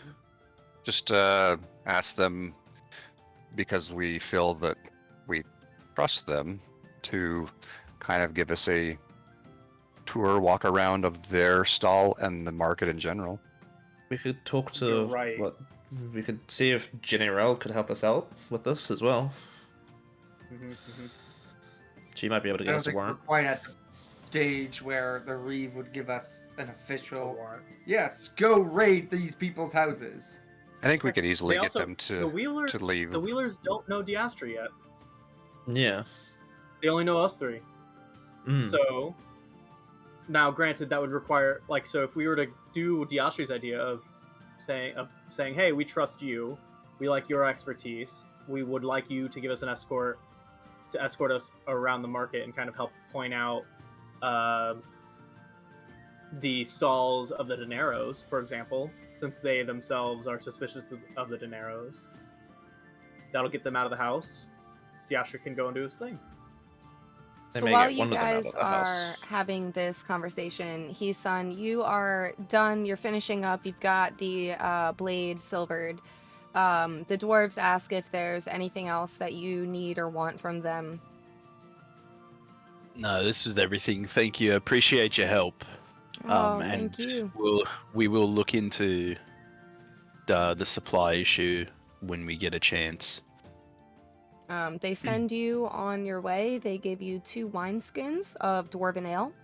Oh, hell yeah. And Grynam just sort of takes you aside before you leave, and he's like, and if you don't mind, just finding some saplings or seeds. That will be very high priority. That's just for the scrub wood, right? Mm-hmm.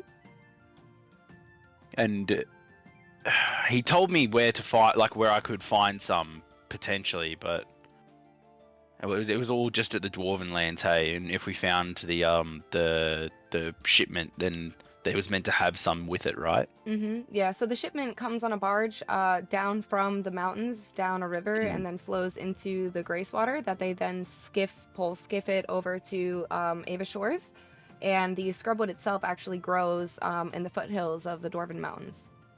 Yep, okay. Well, we'll see what we can do when we find the shipment. Hopefully they have your saplings still intact. And if not, then we'll see what we can do. Yeah. Alright, and I'm gonna go meet up with the guys. Okay. They are literally just standing outside on the street having a conversation. Just having a chat. The sun at this point is at the highest apex in the sky. It is noon, lunchtime. I'll just I'll hand Diastri his rapier and ask to be caught up. Just find out what's happening. Yeah. Catch up montage. Catch up. So we're just kind of figuring out what we want to do. I'm in favor of a stakeout, good old stakeout, or we could just go over there and put our magic to work. I have a spell that could possibly get them to let me look around their house. I know Ignis has a spell that could let them, as we saw with the orc. The only downside is they would know that we did it, but if we find evidence, is that really an issue? It might be. I am hesitant on how the town let's say, for example, it has absolutely nothing to do with it, and then we could become known around town as, since word travels so fast, those darned adventurers who put spells on town folks. I mean, it's their word against ours, and if we have evidence, then we're also new to the town. Granted, we helped against goblins, but I like Diastri's idea. It's just a matter of, while you guys are talking, you hear ding dong as the temple bells start ringing furiously. You hear a crowd of people running from where you guys are. You're on the northeast side of town, and the temple is more central. There is a crowd of people that are running from the temple. You see as some people are running towards where you guys are in the nicer part of the town. It's a nice residential area. You see people running to their doors, running inside, closing the doors. That lady that was making eyes at Rainier, she is shuffling as fast as her little feeties can take her, and she, as she approaches the party, she looks to you specifically, Rainier, and she's like, the goblin that you left with us, what have you done? He's stolen things from our priest, and he ran off with them. How could you let this happen? What? He was tied up. Did the priest untie him? No, he slipped loose of his bonds. You must get him. Did he kill anybody? That way. And she points to the east. Is anyone hurt? Yeah. No, he just sort of ran up and grabbed the jewel-encrusted collection blade and booked it. No one could catch him. Old Henry tried to get him with his cane. In that direction. Yep, I go after it. Let's go. Yeah, let's go. Do we grab the horses first? He's not a little goblin. We can catch him. I got little legs, dude. I got little legs too. I'll piggyback you if you need. He's just a goblin. I can take care of him. Yeah, that's fair. All right. I got 120 I'm range. fast. I just have Eldritch shuffling Blast along. my hand ready to shoot it. I'll Okay, pull so up my I guess we're little going after light that. crossbow. The woman looks at you, Rainier, and she's like, "For shame, bringing a creature like that to our temple." And that's another mark of renown for the Overshores. We're getting up there, guys. There's got to be one town that hates us. Can't raise get them. there. What's wrong with all of Run these behind Rainier towns? with a bell. I book it. I book it in the direction she pointed. Okay. I'm gonna run behind Rainier with a bell and just go, shame! Shame! Are you guys gonna run back to the temple and trace the steps that way, or are you just gonna head east? You gave us the general direction, yeah. East, yeah. Yes. We have an expert tracker. Yeah, let's head that Just head direction. east. Do we want to leave See if we anyone can- behind as we're running to watch the I guess to watch the family? Terror. We have Tara. Oh yeah, right. He's watching the Yeah, family. Terry. Yeah, sick. Yeah. Are we, My squire's we, being useful. Are we 100% confident that he didn't hear the bells and just fucking book it? No, where you guys are, you see him down the street, and he's just doing his, little kid thing, pretending to, be busy and play on the street, but really he's keeping a very watchful eye. Bells are going off the emergency. The town is like fucking in panic, and he's just like playing ball next to this wall, looking at this Typical house. kid. Yeah, well, he looks to Ignis for, his orders or whatever. Shit. I'm going So we're going to after just... the. Go after the goblin. Can't have a goblin running around. Yeah, let's Yep. go kill this goblin. First NPC death! Okay. We won't Go kill see. him. We'll bring him back and let the guards kill him publicly, as a show that we don't mean it. Like to get that little bit of renown back. They're gonna give us renown back? Might, okay. Okay, so you guys start taking off to the east. You You're right. run through the town. You pass the Dwarven Manor, which is on the east side of town. I'll put you guys back on the town map so you can kind of get an idea of where everything went. For the sake of it, Arthur puts his fox mask back on just for this. Alrighty, Fox Mask. Fox mask on, it's Here serious. it is. Okay, so let me swap Roonies to here. The temple is this building here.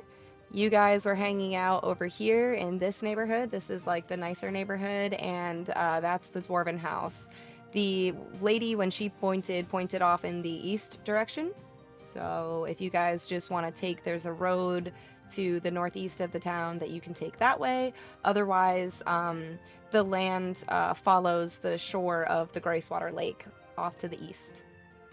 As we're heading that way, do I pick up any tracks that I can take a look at, see if we can follow him? You can roll a survival, but if you guys are not going to retrace the steps of the goblin, you're going to do it at a disadvantage.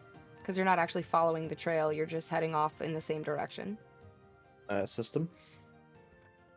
To give it a straight roll. Mhm. I will do that if you choose to do it then. Survival. With a 21, Ooh. it takes you about an hour or two. You guys are off to the east, and there's, several hundred meters of sandy dirt, kind of duny stuff leading next to the shore, and then it progressively, as it gets farther from the water, it gets greener and grassier. You don't see footprints for a long time.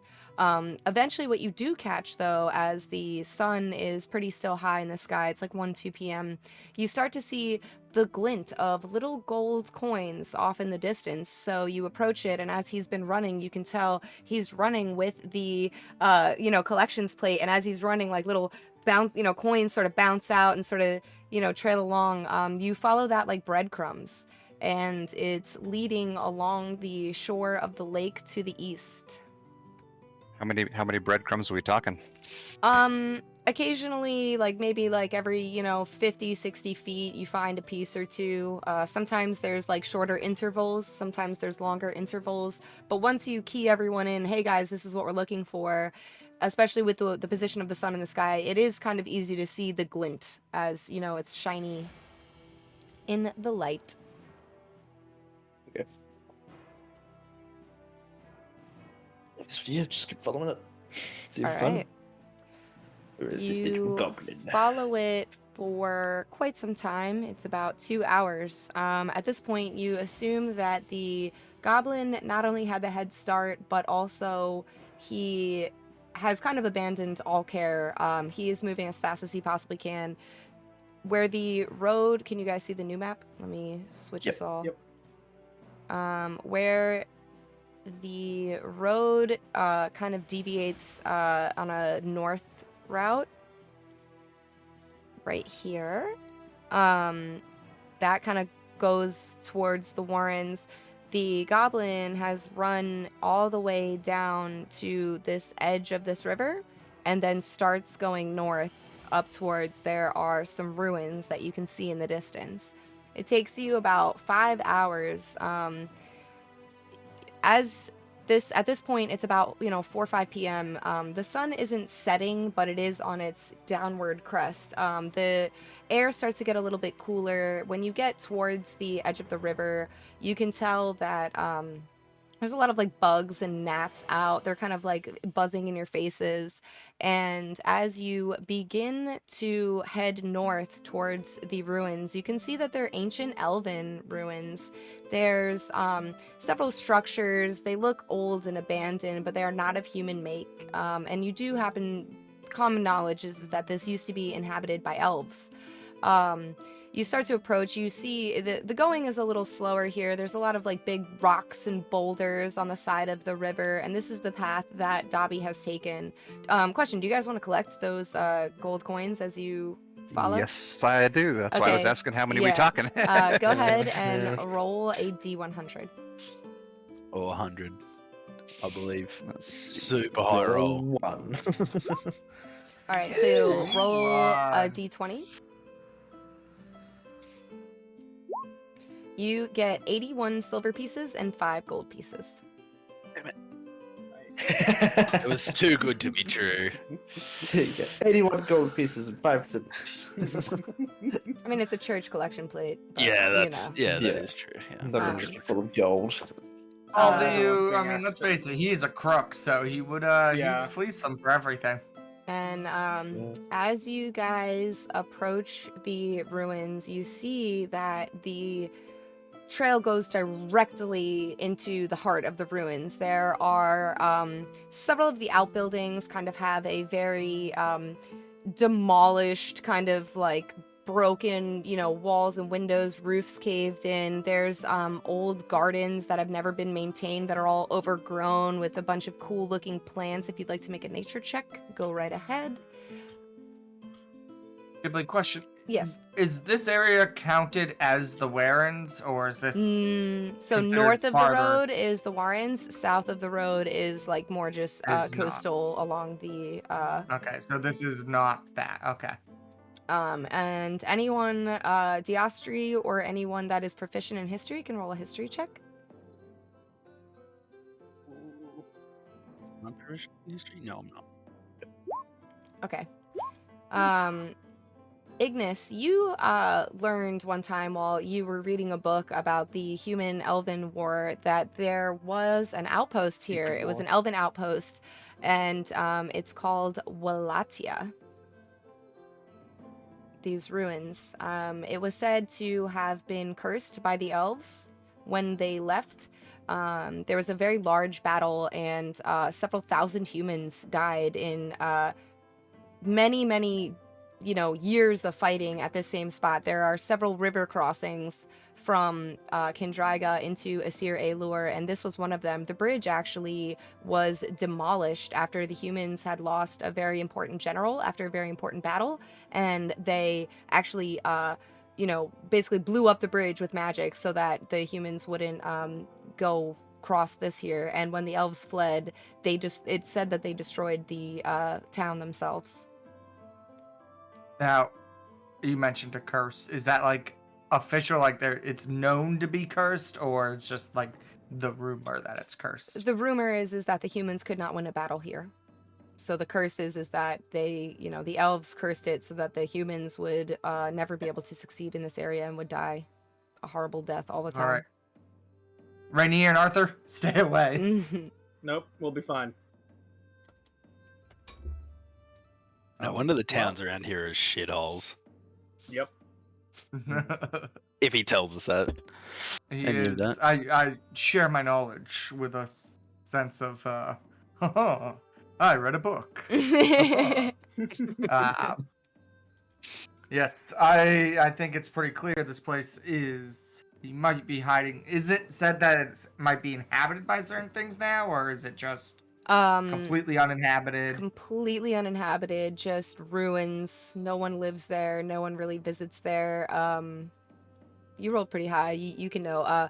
Caravans have to pass this road when they come from the north to get to Ava Shores, which is why most of the caravans take the northern road into Centralia and then take the road south from Centralia down to Ava Shores that way. It has a very superstitious stigma around it where people try to avoid it as much as possible. The only people that really don't avoid it are the citizens of Ava Shores, who this is the shortest way for them to get to Natur, the capital city, and they just, it's not worth it to them to add an extra day to their journey, so they kind of go past here pretty often. But it's not a normal trading caravan route. The roads that are in cobblestone, are ancient elven roads, and the roads that are dirt are human-made roads. So the trading caravans usually follow the more established elven roads as opposed to going through all the extra roads. Yeah, basically. Well, this place should be uninhabited, but you never know. I say we'll be on our guard. There's one thing in here that needs to die. And since you pointed that out, I'd like to do a divine sense as we're kind of moving through here. All right, how long does divine sense last? I'm just because I think it's an instant. Oh, it is. It's for one turn. Yeah. So I guess. Do you want to do it as you approach the place? Because right now you guys are still, I would say, a few hundred meters out. Okay, yeah, I'll do it once we get within like I would say. Honestly, I'll wait until like I know it's ruined, so it's not like there's a doorway saying, "Hey, welcome to the ruins," but like right there, and then I'll ping it because it has like that way we can kind of see 60 feet forward because it's a 60-foot radius. Is that? Hold on. Okay. Let me double check the range here. Basically, I'm giving anything within you guys 60 feet. Yeah. A period before you approach the ruins on how you want to approach things like marching order, if you want to stealth, shit like that. Gotcha. Okay. So you tell me how you want to approach the ruins, or if you even want to approach the ruins, but Canary seems hellbent on getting to the ruins. Yeah. Yeah, Heatham wants that goblin dead. I do like an investigation to see if there's any the goblin is mine tactical way to approach. Do you have a military background? No. Alright, you can roll an investigation, but it's going to be a high DC because you're not like a statistician. Strategic thinker. Did Ava Shores have a mage corps in their army? No, mostly just typical melee archer kind of deal. With the 14 Diastri, it's you can see that there's a lot of outer buildings, and that where the trail is leading is sort of to the heart of the ruins. There seems to be what looks like a dilapidated, almost like an old market. It looks very similar to the way that the bazaar is almost set up in Ava Shores. It's, you see big archways, and some of them are broken, and there's, big, debris piles of stone. That seems to be sort of the center of the ruins. The way that you guys are currently approaching is you are approaching it from the west, and you're coming onto the, into it by the east, southwest. And from what you can tell, there's a lot of broken, burnt down buildings along the exact south of this center spot. So you might want to go around it from the west this way. It would give you better visibility as opposed to just climbing over like rubble piles, essentially. That sounds good. I just want to maybe point out that looks like Gabi Dabi, might have been heading here intentionally. I'm not certain of that, but seeing that he went, almost straight here, and then when he got here, it looks like he went right into it. Were we expecting an ambush? We may want to, maybe this is where the detachment of goblins and orc and bugbears had come from potentially. Just keep an eye out. I don't know. Well, just so you're aware of this, is Jibbly, I'll put away my crossbow, but I'll put on my shield as well. So my AC is 18, not whatever it is without my shield. Okay, and I've hence equipped my rapier as well. All right. Well, I'm gonna cast detect magic as we are approaching. Okay, the radius on that is 30 feet, right? Yep. As you guys approach, let me pull you on the map. You see broken walls that stand anywhere from chest level height to head height for the taller people in the party. For you, Ignis, it's like, a lot of it's over your head. And Hisan, how tall are you, Hisan? I'm like 4'10", I think. Okay, well, like I'm not giant. I'm 4'8". 4'8". Giant. Okay. Yeah, I'm pretty tall for a dwarf. Alrighty, let me pull you guys on. With a 30-foot radius, Ignis, you do not sense anything until you really start to get closer. And there does seem to be powerful magic emanating from the center of the ruin area. As you guys follow the trail of the gold, you see like some coins glinting here and there. I'm gonna pull you guys all onto a map in a second.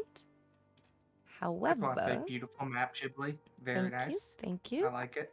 I made it myself. Epic. So let me pull the map up here. Make sure everything fits the screen, because that's always a problem. And yeah, so as you approach and you start to sense Ignis, you're actually out of range of your detect magic. And but the item is actually the magic is so powerful that you sense it's an imbued item, and it radiates outward so far that even though you're unable to actually trace the source of the power, the magic is so far emanating that you are actually able to detect it with your detect magic. As you approach, there are these ruins. All the walls are crumbled. Anywhere that you see these like crumbly walls here, that is rough terrain, but it is passable. Otherwise, the walls would need to be climbed or jumped over.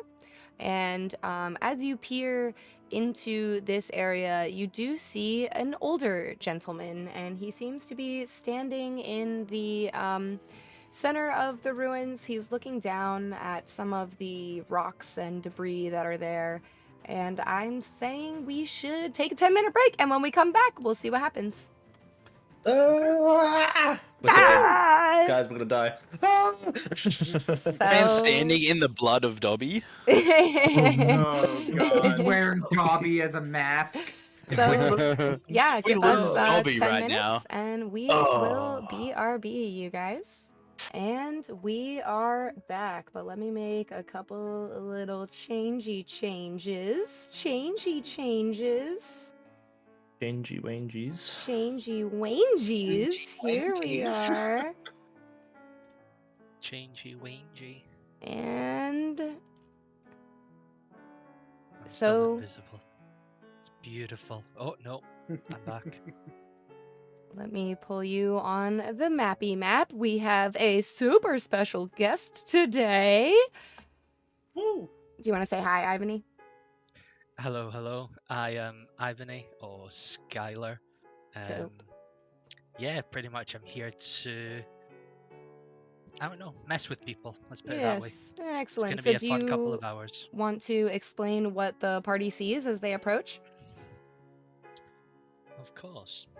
So, as you approach what you see as a older man standing right in the middle of the ruins, you notice that he's looking at runes or glyphs that are on these ruins. You can't tell exactly what he's doing to them. You can just tell that he's bent down. He's inspecting it with some kind of old school magnifying glass. He's got his little brush out, brushing the dirt off of the ruins.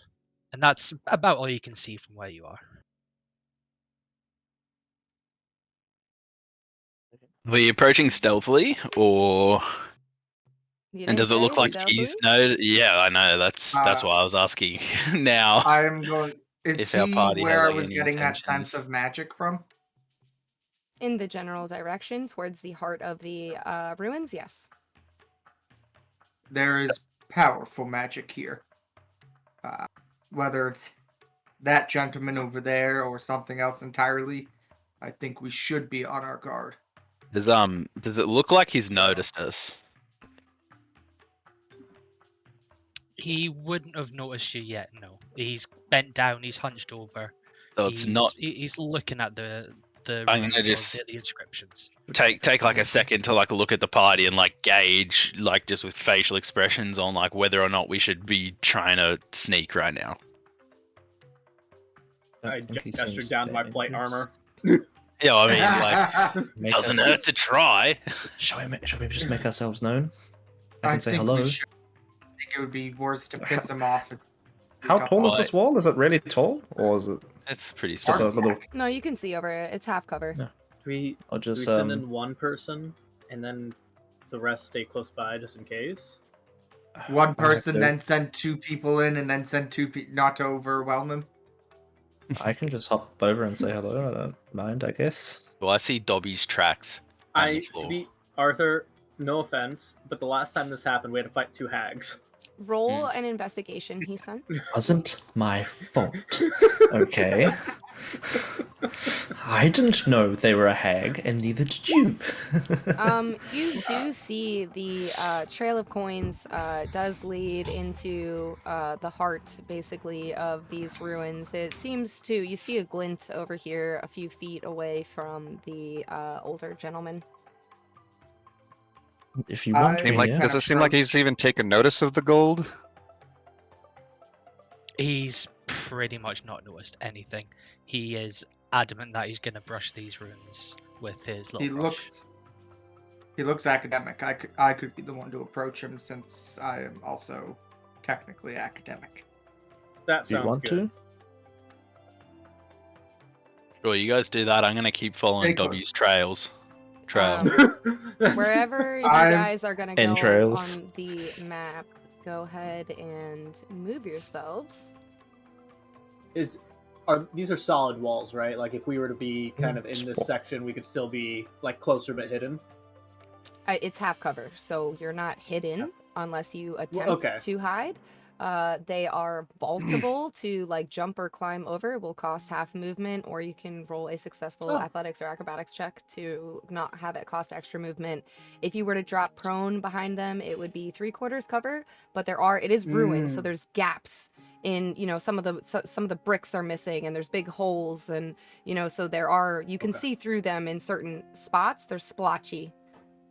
Okay. I think I'll vault over, but stay on this side. Just like... Stay right here.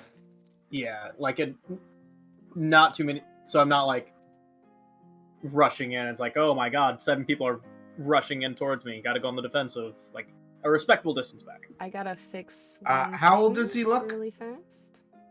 He looks about late 60s, early 70s. You can tell he's put in a good shift in life. Hail and well met, sir. Who are you? I am Ignis Bartholomew, and what might your name be, sir? My name is Beck Tally. You scared me.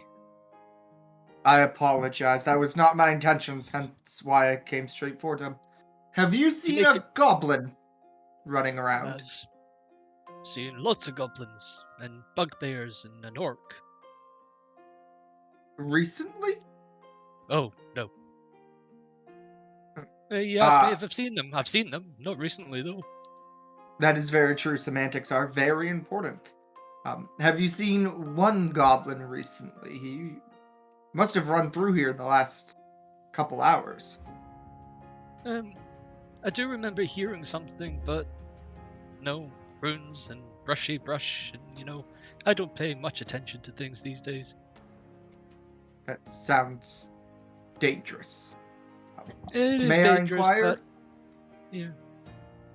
Might I inquire what you are studying here? I was under the impression this place was uninhabited. Well, honestly, I don't actually know. See, this old man, Elder Lashal, he kind of said that he would give me some money if I came and looked for some runes and stuff about artifacts. And yeah, I thought, what better place to start than an old elven outpost, you know?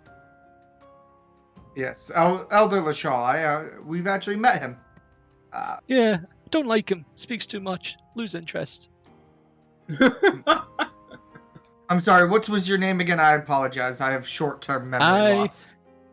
I am Beck Tally, master trader, explorer, gentleman, and something else. I forgot how it goes. 1 second, you guys. We dropped Heesun, so I'm fixing cams. Oh. You fool. He's gonna rejoin, you're gonna have to fix your cams again. Not fantastic. Not fantastical. We're doing it on the fly, baby. Doing it on the fly. The names are gonna be wrong, but that's okay. Pretty fly for a white guy. Yikes.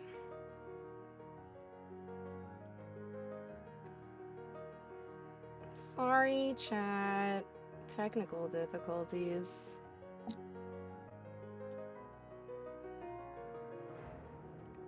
Brutal.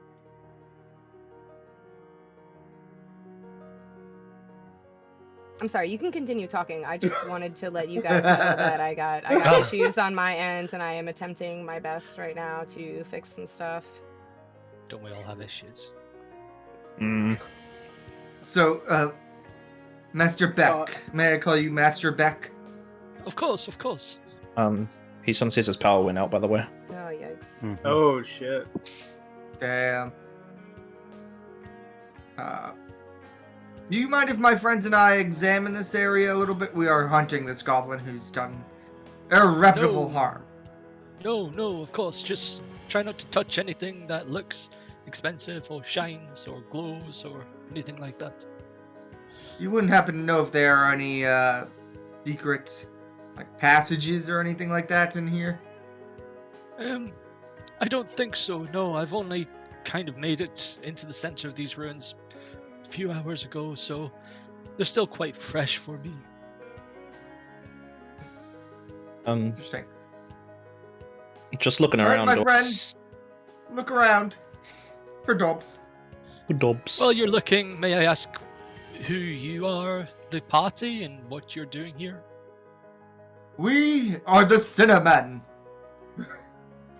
Cinnamon. Official. Yes. Official title! Official Canon Oh, I just realized the two players that were saying, no, let's find something else, are the ones that are not in the call right now. They have no choice! Yes! Cogs! What has Cogs said? I am not looking at the chat. He said, son of a bitch. Oh, yes. Yes, we are the cinnamon. The cinnamon. Make sure to tell all of your friends, everyone you know. My friends are all dead, so... Oh. I'm sorry about that. Yes, but we are... It's fine. I don't know. Would you like a cinnamon bun? I would love a cinnamon bun. I'm gonna give him a cinnamon bun. You still have cinnamon buns left does it over? have frosting? Yeah. It's only been like 2 days. Like 2 days. Right? Yeah. Hasn't it? They're a little rock hard stale, but they're not moldy yet. Yeah. Wait, There's enough sugar there that'll last a week. can we have Heesun cast prestidigitation on it to make it fresh? Yes. Mend it? He does that. He prestidigitations, and it looks really like the icing is fresh and smooth. Alright. Just looking around, do I hear or see any signs of Dobby? Roll a investigation. Perception. And does my detect magic, as I move around this area, does it kind of still ping off in a certain place?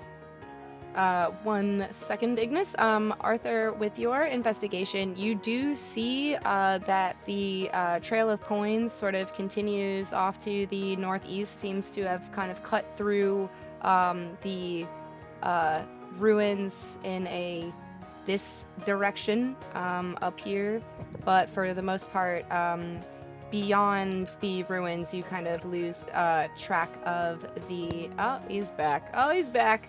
Holy smokes, I'm sorry, guys. That's okay. I set up a new scene for us. Hey, everyone's back to normal. As for a detect magic, you did sense that there was a powerful item, and as you approach the old man, unless there is anything the old man wants to do. No, they can approach. Okay, you do ping pretty hardcore magic coming from the older gentleman.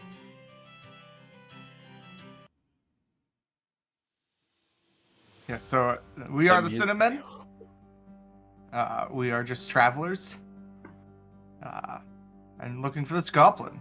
So, don't mind us. Well, I wish I could help you with the goblin, but I genuinely haven't seen him anywhere.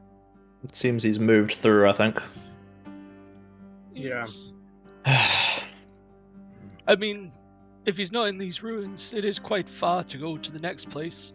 Could always just sit a while, and I'm quite interested in the cinnamon bun.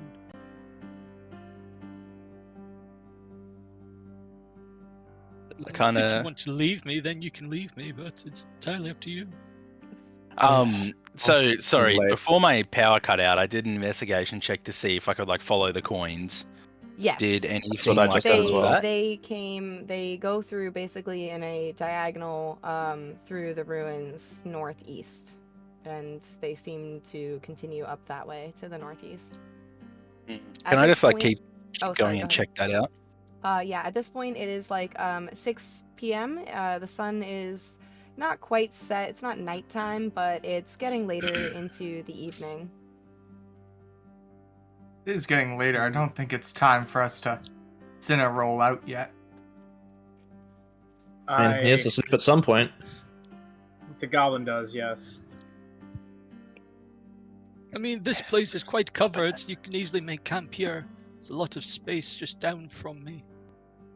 Like I said, it's quite far distance. If that goblin's running, he's going to be running a while, so... Right. Yeah. No. Could I get everyone to roll perception? He's the goblin. So everyone. Yeah. 14. Damn. Oh, sorry, my freaking character sheet's loading. You good? Oh we no. Got, 14, It's 14, by 10, this. 11. Yeah, this. I can see You- that. It's just my character sheet. Oh no.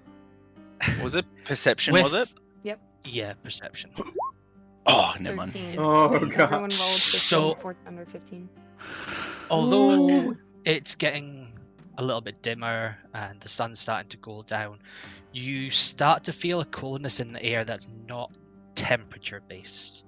No, it's still surprisingly warm for the time of night. This is a different feeling of cold. This is something that you can't really explain. It's just this feeling that all of you get inside you. Okay, Depression. now I'd like to do divine sense. That if I'm not if opposed to it. Can I? Okay. Sorry. Can I do an insight check to see if he's like being like sincere, if he's being a creep when he says like, "You guys can make camp here." Go ahead, roll an insight Like, check. Like with my us. Kool-Aid. Yeah. Just Just come sit do- next to me. Could I just do Yeah, a look. general insight check on him, or Mhm, no? Yeah, go ahead. Oh, 16. With a 16 and a Bad 10, rolls. he seems like what you get. He's an elderly scholar. He's seems to have traveled a lot in his life, and he knows the importance of rest. He's intrigued in these ruins and just seems to sort of have a So- little camp of his own sort of set up. He's got a little cook pot and a little bedroll and stuff with his pack. So when like he tells us like, "Oh, make camp here with me, it's fine," and then we get that feeling, I don't like get any read on that. Like there's nothing. It just feels as though he's a normal person still. Like, if you understand what I mean. Mm-hmm. Yeah. 'Cause- That's And what you're getting. Okay. Just vibe check. you- And for the divine- please. Yeah. for the okay. divine sense, does that trigger for celestial fiend or undead? No. There are no celestials, no fiends, or any undead. Okay. Have you found anything interesting out here so far, Mr. Pictolisa? Not really. Kind of a problem that I don't speak Elvish. So deciphering Elven runes in an old Elven I speak place. Elvish. Yeah, we have an elf here, and Oh, I also really? speak Elvish here as well. So Oh, well, just up from me, just here, there's some runes that were, I don't know, they're very interesting to me, but I can't read it. I'll walk over and have a read with Diastri. That's good. Yeah, take a look.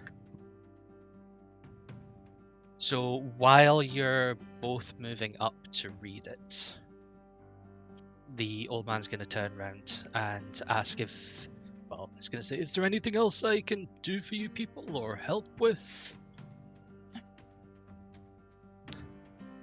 Not that I can think of. I'm torn. I'd like to stay and talk a little while, but we also do have a goblin that stole from the nearest town over. Oh, yes, yes. Your friend did say about that, so... Awful shame, goblins stealing from people. It is. And how long have you been here? Like I said to your friend, just a few hours. I only came here... Yeah, it was probably this morning, so maybe a little bit more than a few hours. 8, 10 hours, something like that. And where'd you come from, mate? Where did I come from today, or where do I come from in general? Where'd you come from today? I Before came from Ava coming Shores here. today. Okay. And where will you go? Is your name Cotton Eye Joe? Nah. No, unfortunately not. I feel like we should get party inspiration for pulling that one off. I'll go wherever the wind takes me, but probably back to Ava Shores. Is that where you're Are you from not- originally? No, I'm from a place that you would Down never under? have heard of. I can make you a Vegemite sandwich if you'd like. You too come from a land down under. It was 6 foot 4 and made of muscles too. While you guys are you bless the reading rains. the elven ruins, my god. you see that there is they're broken, so it's very difficult to decipher everything. Arthur and Diastri, roll investigation checks. Oh, 20. Okay. Arthur, you can't read anything. It just looks so worn out. But with Diastri's trained elven eyes, he sees that there are some runes that have to deal with ancient artifacts. And there are runes depicting great power, something along, something very cryptic about, items that have been stored here in this place. From what you can tell as you're there are missing pieces and broken patches, and, you have to kind of look at different angles of the stone to even have the light hit it a certain way. But from what you can tell, whatever this old man is studying has to do with items of great power.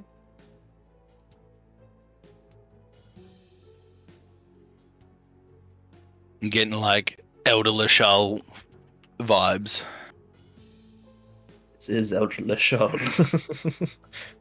Have you found anything besides just the ruins here today while you've been here? No, just these runes. Like I said, I am a master trader after all, and Lashal offered me money, so I thought might as well come and have a look. Oh, so Lashal actually sent you Yes, here. yes. I was in Lashal Cove and I was just hanging around as you do. And I spoke to the man and he was waffling on about old elven artifacts and wars and said that there might be some ruins, so I thought, money, let's go. No, fair enough.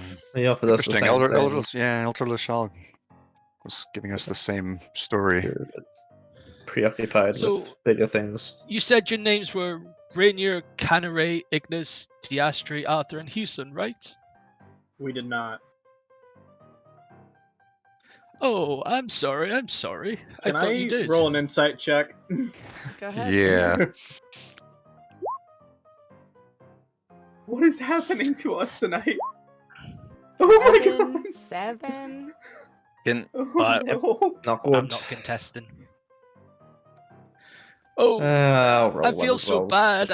I feel like I know you so much. And you hardly know me at all. I'm sorry. As soon as he says, I'm sorry, you all start to feel just this huge sense of dread and panic. Rainier, you especially start to get the sense that you're drawn into a nightmare. You sense death and shadow growing around you and the party. The air starts to shift in a way, just in your eyes. The air shifts, the ruins seem to shift as well. And you realize that what you're standing in is not only ruins, but it's also an illusion of great power, like extreme power. The type that can probably only be obtained by an old god artifact.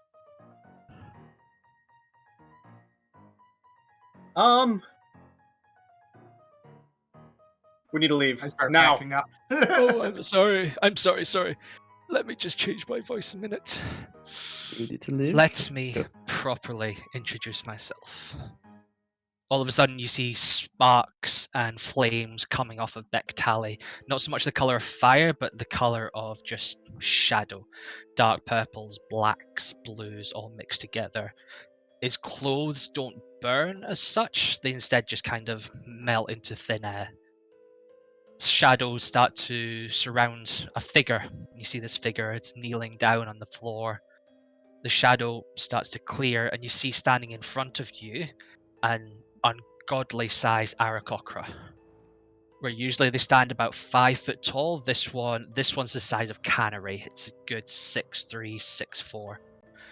You're just in awe of this majestic creature. It's gold shining armor with dragon bone studs, 4 large silver hilted golden daggers, 2 on each side of his body. His feathers are as golden as the sun and as green as the freshest grass. You've only heard of something like this in lore. And when he speaks, it's extremely soft, very well spoken, but maniacal and psychopathic at the same time. You can sense madness within his voice. He turns round to you and says, I am a Khan. I am the murderer of an old god. I am the rogue of the Shadowfell. I am your nightmares, and I am divine. I am your death. And everyone needs to roll initiative. I think it's time to leave. We shouldn't have fucking followed Dobby. God damn it, we should have just kept going. Why did people stop me? Should have just let Canaray run off on his own. Oh god. JJ, for some reason, I can't control token. Oh, really? That's problematic, isn't it? Not for us. Don't worry. Don't worry. Diastra got a 23 on Initiative starts now. He'll win this. This is something we should be doing at level 2. Oh god. Why is there like 400 other rolls there?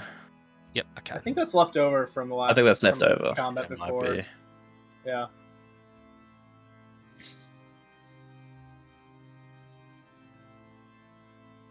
This music, dude. It's I a wish little Cogs was here. spooky, I know. This was here too. Hold me, coggies. Oh, peacockies.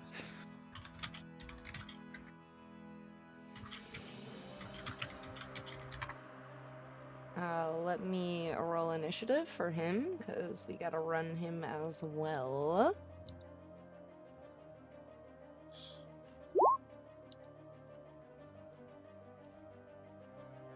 And with that, Diastri, you're up first.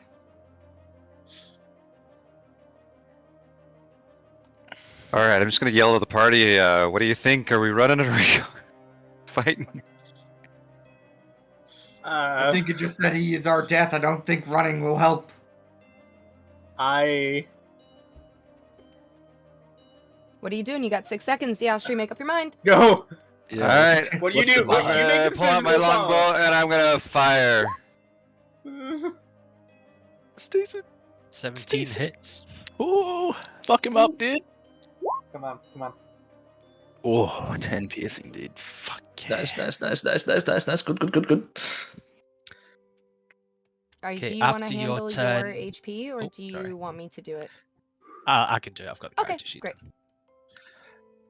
I don't like the lullaby is playing right now. I don't like that. Why is the lullaby playing? Spooky. After you really just annoy him by firing at him, he is going to go ahead and use his first legendary action to use Command Shadows. Can I wasn't quite finished. I was gonna still move. Oh, after. sorry. So I'm just gonna I drop thought you said back. you were done. No, I didn't say. I was gonna fire, and then I was waiting for you to say what damage. So, and then I'm gonna 10 move back. damage. Okay. Is that your turn? Yep, that's my turn. Okie dokie. Okay, Akan will, like I said, use his first legendary action, and he's going to go ahead and cast Command Shadows. This is going to entrap all of you within the ruins, and you are unable to escape. Oh, well, I guess we're fighting, guys. I guess we have no choice. All right. Well, And it is then Akan's turn. Unfortunately. So Akan is going to go ahead and just scour at all of you. Just look at you, and he's gonna say, "Come, my darlings, tonight you feast on the flesh of mortals." And at 5th level, he is going to use Summon Hellhounds. And that gives you 4 of them. And- I will pull them out. 5th level. 5th level. You get 4 hellhounds. Here you go. Just let me know if you can't use their character sheet. You should be able to. I can. And then as his bonus action, he is going to go ahead and just get this up. He is going to go ahead and cast Shadow Walk. So what that does That's is 2 spells in one turn. Oh yeah, true. Actually, no, he's not going to do anything. He's going to stay there. And let me just roll initiative for this. Just a quick question. What square is this hellhound in here? Is he in this one? Is he in this one? He's sort of in the between a bunch of them. Bend reality. He can move. He's in the square that he's in right now. He's fine. He's in the square. But no, not to me. He was like in the center of all 4 squares, but then you just moved. Yeah, sometimes you got to touch them and they Click go proper. Grid. All right, Akan, is there anything else that you would like to do with your turn? There's not. No. Okay, and now it will be the Mastiff's turn. High initiative, dude. Yeah, they rolled well. So, the first Shadowhound, or the Shadow Mastiff, the one at the top, this one here, is going to move down. Do me a favor, speak up, Ivan, because your mic picks up. Oh, sorry, there you go. So, this Shadow Mastiff is going to move down in front of, is that Arthur? Yep. This one here, yep. And the Shadow Mastiff is going to try and bite him. And then, oh wow, okay, yep, that hits. For 15 piercing. Yep, that hits. That hits a lot. Okay. And I have to make a strength saving throw. Okay. If I'm reading that correctly. Yep. 20. Yep. So you are not knocked prone, but the hound takes a very large chunk out of your leg. You feel its teeth actually digging through piercing the muscle and into the bone itself. Next Shadowhound? Next Shadowhound is this one, next to Canary. Okay. Which is going to go and try and attack Canary. My man hasn't even had a chance to rage yet. That actually 13. misses. He is able to parry it. He takes Ishorin, his giant longsword, off of his back as the dog starts lunging at him, and he kind of sticks the blade in its jaws as it's clamping at him, but he's able to keep it at bay. Hey. That Shadow Mastiff is going to stay put. This one on the top right is going to move down.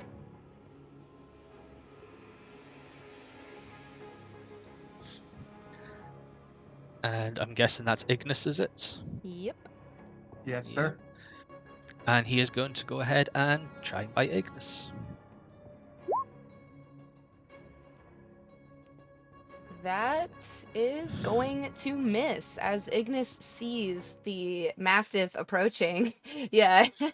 He's able to duck and dodge out of the way. You hear very close to your ear, Ignis, the sharp whoom as the jaws close, but they do not make contact with your body. Is the fourth Mastiff going to do anything? Yep, the fourth Mastiff, seeing his friend miss, is going to run down as well. And again, try and bite. Bruh, crit fail. This Mastiff actually, all 4 paws kind of like try to, finagle over the rubble, and it does like that thing where dogs trip, and it gets up like all goofy, and it tries to run up into your face, but by that point you are ready for it, and you're able to deflect its attack as well, which will bring us to Rainier. With my sword and shield, see 2 going up against Ignis. I run up behind this one, and I'm going to make an attack on that Mastiff. Alrighty. Advantage because of flanking. Advantage do I because have flanking. Oh, thank God. Yes, get him. Does a 10 hit the dog? It doesn't, no. No. You try to attack the dog as it's like, this is the one that was like scrambling over the rubble, and it's just so wonky that you whiff it. Is there anything else you would like to do with your turn? No, that's it. Okay, and then that's going to be the end of Rainier's turn. That will bring us to Arthur. What to do here? You have 6 seconds. I think so. Can I choose who gets affected by fairy fire, or does that just affect whoever is in the? It's just whoever's in. So I don't really want to target Canaray in that either. Okay, I'm just gonna make an attack against the Hellhound in front of me. Okay. 15. That hits. Cool. 6 points of piercing damage. So was that this one directly? Yeah, just the one right in front of me. Yeah, the one that attacked me. I'm guessing it's not down, so I shall second wind myself, which if I click that, I get to roll a d10 plus my fighter level, so that's 1d10 plus 2. So I regain 5 hit points. Okay. That's so sad. Yeah. It's something that's better than nothing. Yeah. But that's my turn. Alrighty. That will bring us to Heesun. Yeah, I'm gonna look at the Aarakocra. I'm pretty like seething visibly right now. Eyes are like red, and I'm just like intently staring at him, and I'm gonna freaking cast Dissonant Whispers on him. And you're just gonna start hearing like voices in your head of like dwarves that like died in the giant migration after like the cataclysm and stuff. They're just gonna start like shouting in your head. And you have to make, I think it's an intelligence saving throw? Wisdom saving throw. DC 13.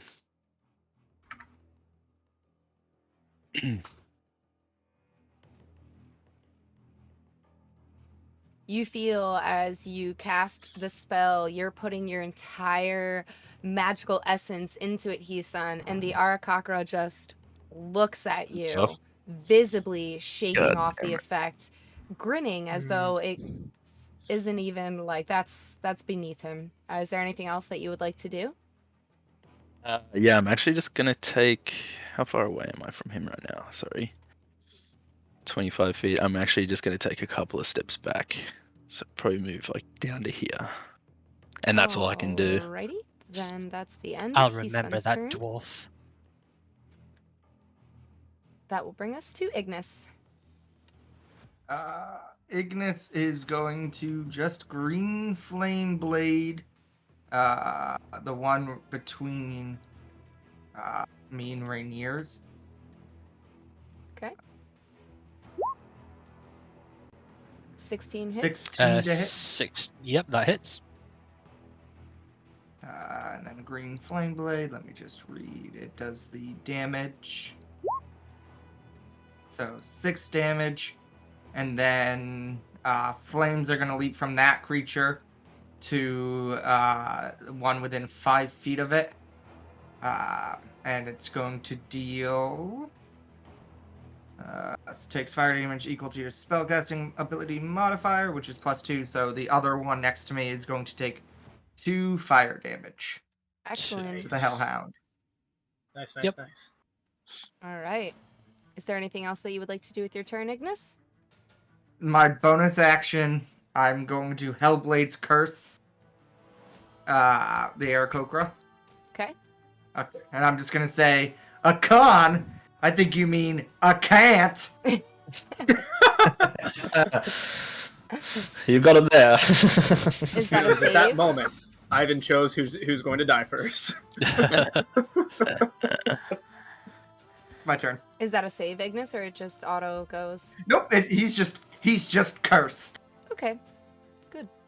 that is going to bring us to Canare, who is concerned that there are 2 hellhounds and Arthur just took a very big chunk out of him. So with his bonus action, he is going to rage, and you see his scales as he's like bulking up and just getting so angry, especially fighting an Arakakra, and he is going to attempt to attack the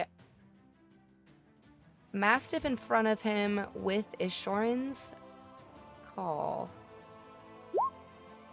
Nice. And a That 19 definitely hits. So he is Can I going to ray? roll 14 slashing damage plus Knock him out. his 14, damn. rage damage, which is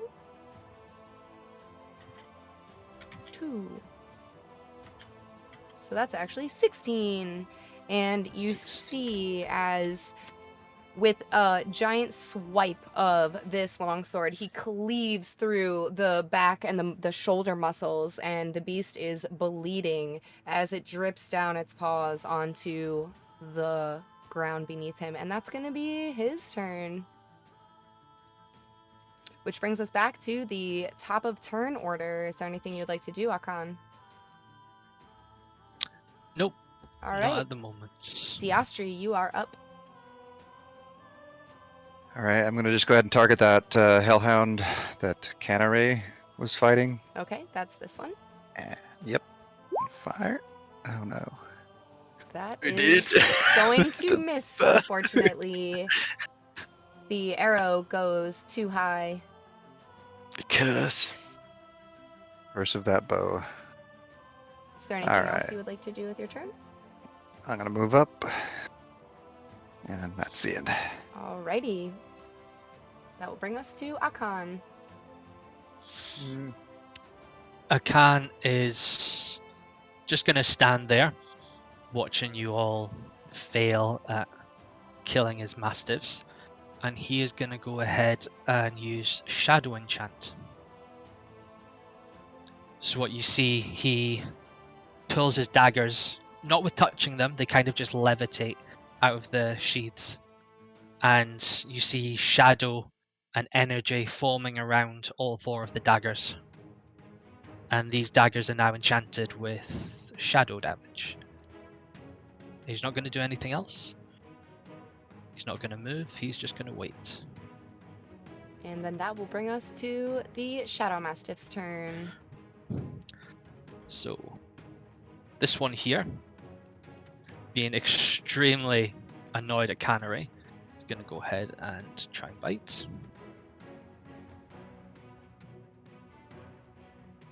That is going to miss. Canary, enraged, just as the dog lunges at him, just like punches with the hilt of the sword the whole dog's jaw away from being able to make contact. Then his friend above him here, seeing his friend below him just get hammered in the jaw while trying to bite the Dragonborn, is going to go ahead and attack Canary as well. Alrighty. That one does hit. Go ahead and roll damage. Oof. Okay. Jeez Louise. And he has to make a strength save, but he has advantage because he is raging. Oh yeah, he's fine. Oh yeah. He is not knocked prone, but he does. You hear a ferocious roar as he takes 12 piercing damage, being bit. Is that not half because of rage? It is exactly halved, so it's only 6. All right, next Mastiff. Okay. This Mastiff here, after hearing Akan shout at Husin that he's going to remember, is actually going to run past down to here. You're going to get an attack of opportunity, Ignis. Yep.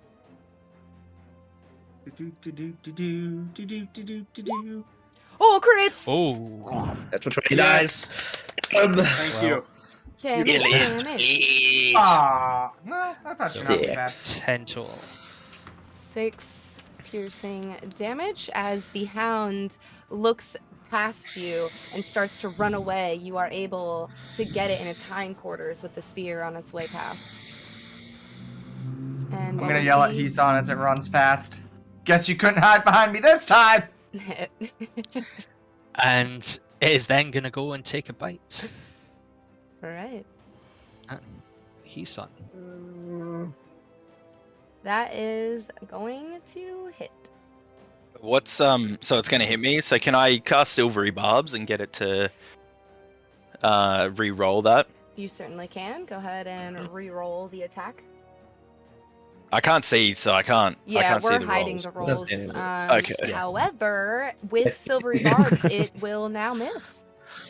Beautiful. So a tentacle just basically like comes out and of his like body and puts itself in its mouth, and it just like holds it back, and then equally another tentacle is gonna like whip out and go to Rainier, and Rainier is just gonna like get a like a little boost of like energy for some reason,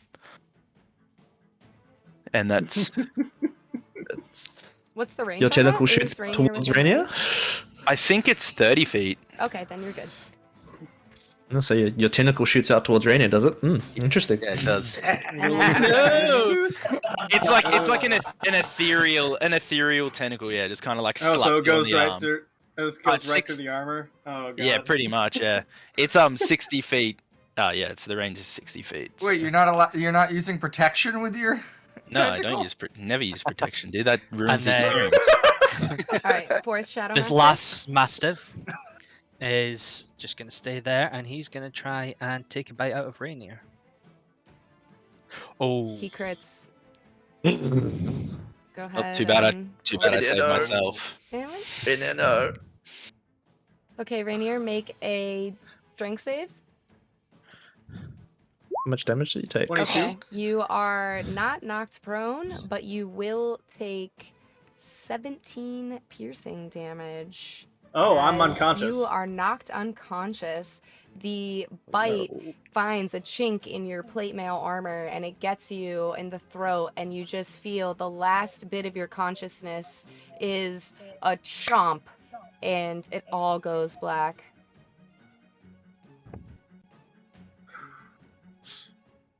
Okay. Alrighty, and it's gonna be your turn. I'm gonna need you to make a death save. Natural 20, you back up. Let's go. Come on.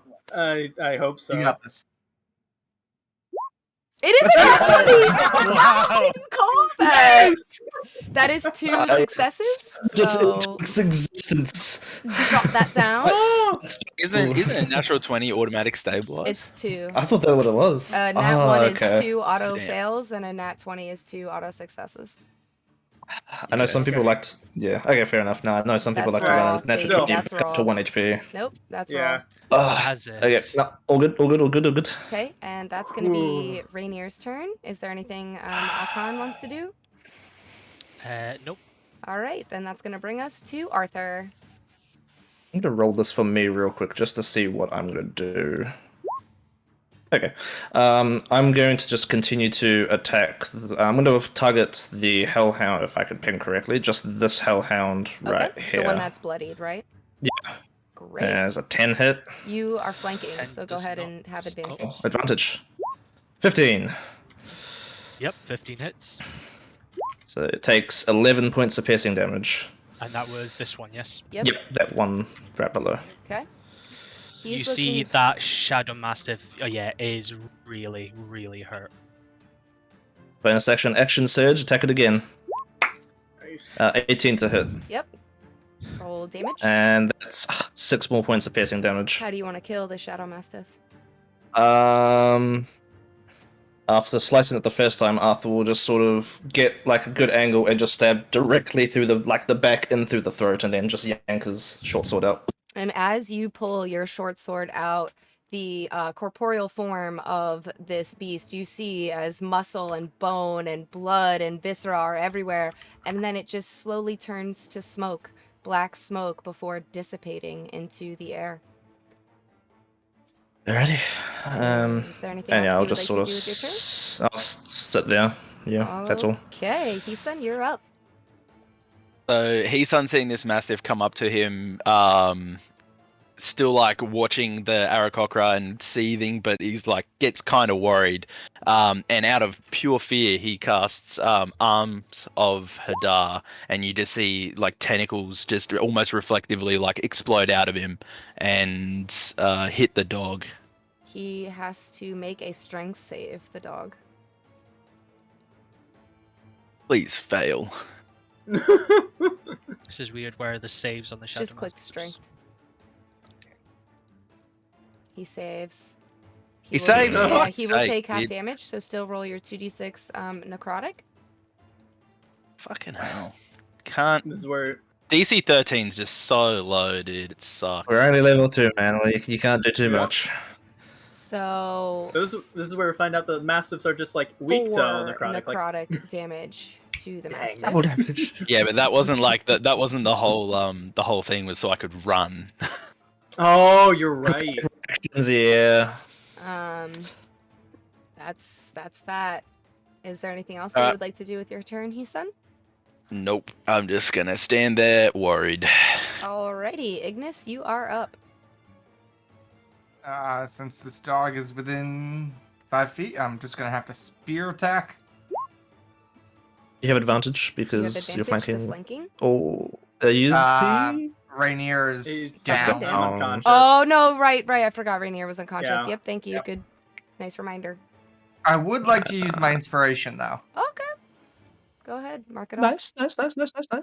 17 does hit. Go ahead and roll damage. God.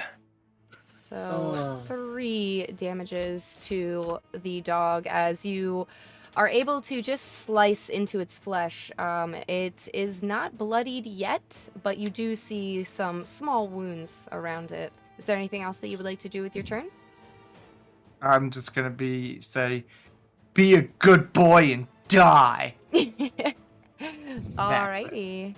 And then that will bring us to Canare, who is again with Ishorin, is going to slice at the dog that is in front of him and Arthur.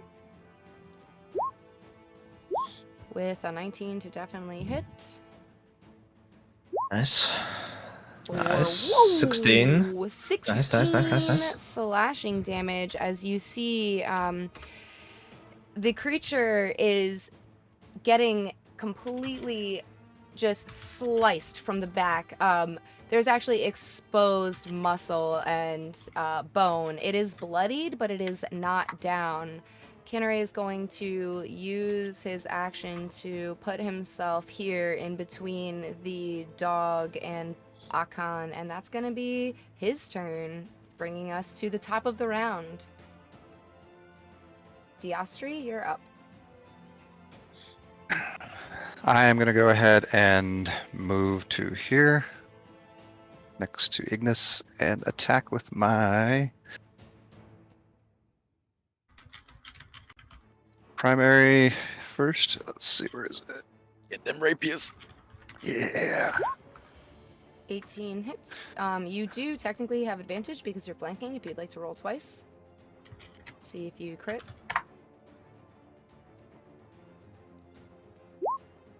Crit fail. Ooh, no, I 18 did hits crit though, so fail. go ahead and roll damage. Yeah. 4. You get sneak attack on that as well if you'd like to roll your sneak attack damage. Sneak attack. Sneak. Sneaky beaky like. Ooh, cheeky Oof. breaky. Okay, so a total of 8 damage. And That would you sucked. like to do your second attack? Second, yeah, offhand. Okay, roll twice, advantage.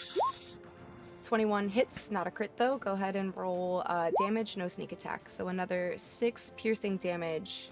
A flurry of blows at the haunches of this dog. It is now bloodied. You see thick black blood dripping onto the ground beneath it. Is there anything else that you would like to do with your turn?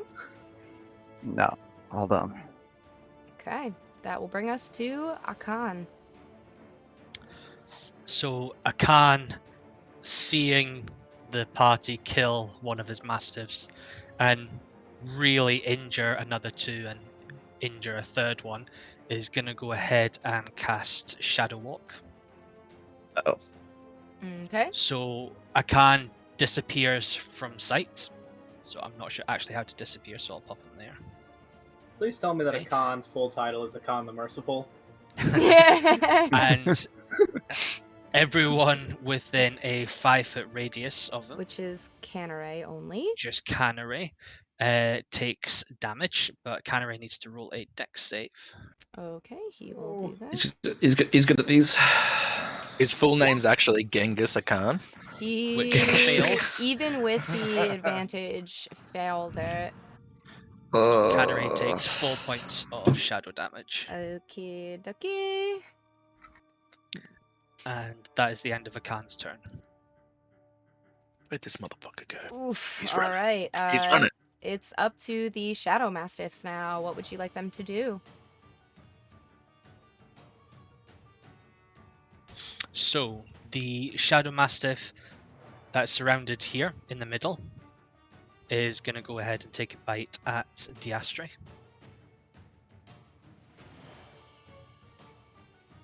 That hits. Diastre, you need to make a strength save. Alright, Nice. you pass the strength save, and you are going to take 8 piercing damage. But not be knocked prone. You feel yourself kind of teeter backwards as the creature lunges at you. But you hold your ground, does not knock you over. Next Mastiff? Mastiff, the one at the top, Okay. is going to go ahead and attack Arthur. Oof. No. That is going to miss. Ah. Arthur has his shield up, and he just bats away with his brand new shield. And then the one down the bottom, again, is going to try and attack Keeson. Okay. That is going to hit. Go ahead and roll damage. Heesun, please make a strength saving throw as this beast is in Sorry, your I'm gonna hands. silvery bobs. I didn't realize I'm Oh, muted. I'm silvery gonna bobs. silvery bobs again. Just see if Reroll. I'm lucky. The attack. 2 times in a row. It's still going to hit, unfortunately. God damn it. I'm gonna flick the tentacle over and it's gonna slap Diastre on the arm and he's gonna feel energized. Okie dokie. How much am I taking? You are going to take 11 piercing damage.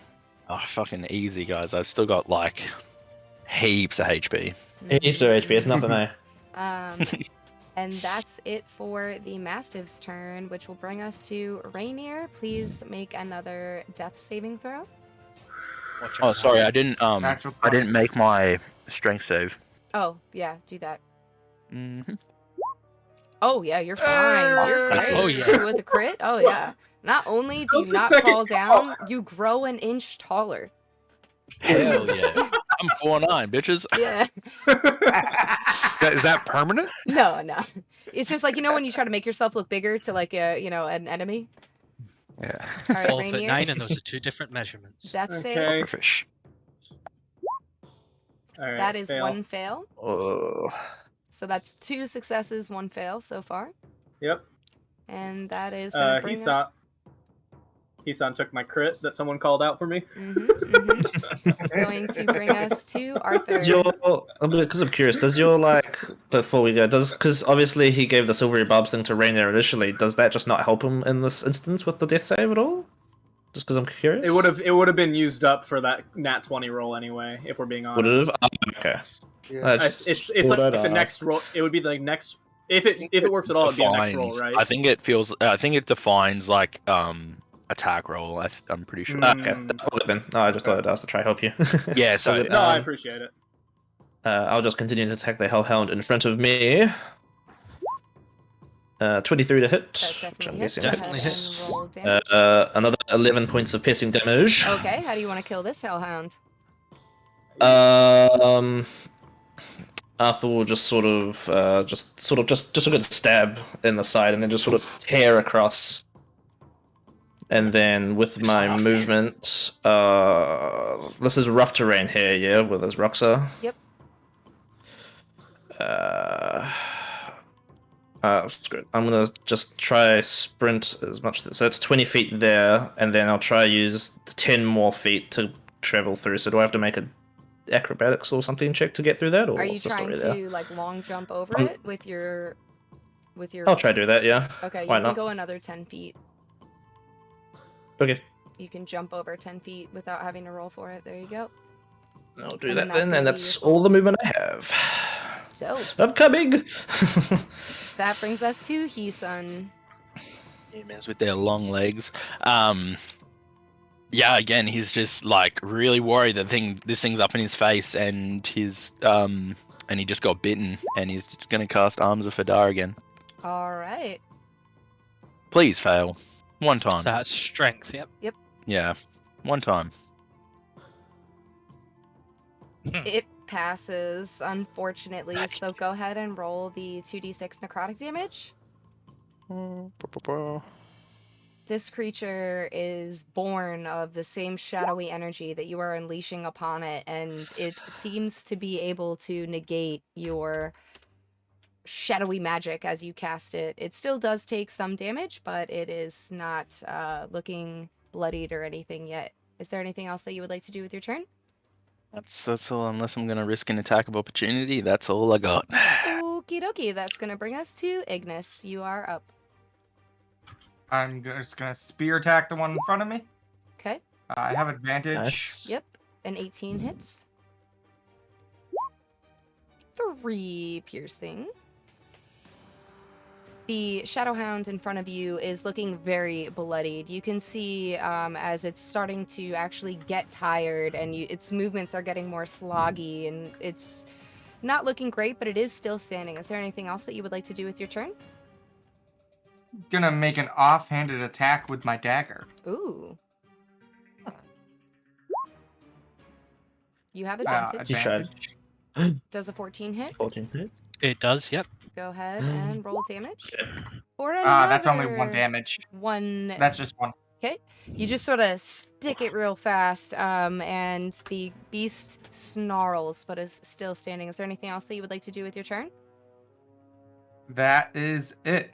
Okay, and then that is going to bring us to Canneray, who is going to, with Ishoran's call out and bared, book it. You hear thunderous dragonborn footsteps. 5, 10, 15. He is going to swing at the Hellhound here. And no crit, Jesus but Christ. the guy rolls like an animal. And with that, he sees as you're spearing with one hand and little dagger pokes with the other, and he just comes up. One gigantic double-handed swoop of the sword decapitates. The head lops off and actually hits the ground, rolls away for about 3 seconds before poof, into shadow it goes. And now there's Nice. one Hellhound left, bringing us back to the top of the round, unless Akan would like to do something. Akan is going to reappear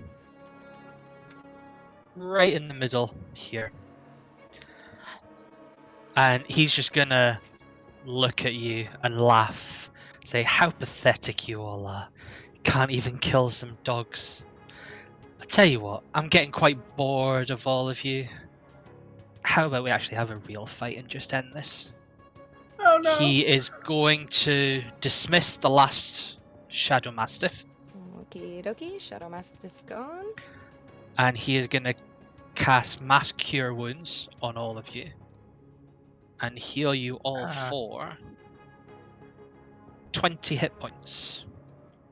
All right, Rainier, you come to consciousness. You see that. Then does fireball. Yeah, you see the Fireball.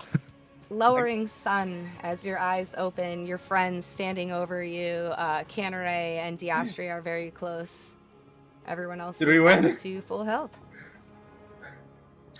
Let's make this interesting, shall we? Let's see what you're all made of. And he is going to rush forward towards you. Well, that's your legendary action, not your turn. Ooh.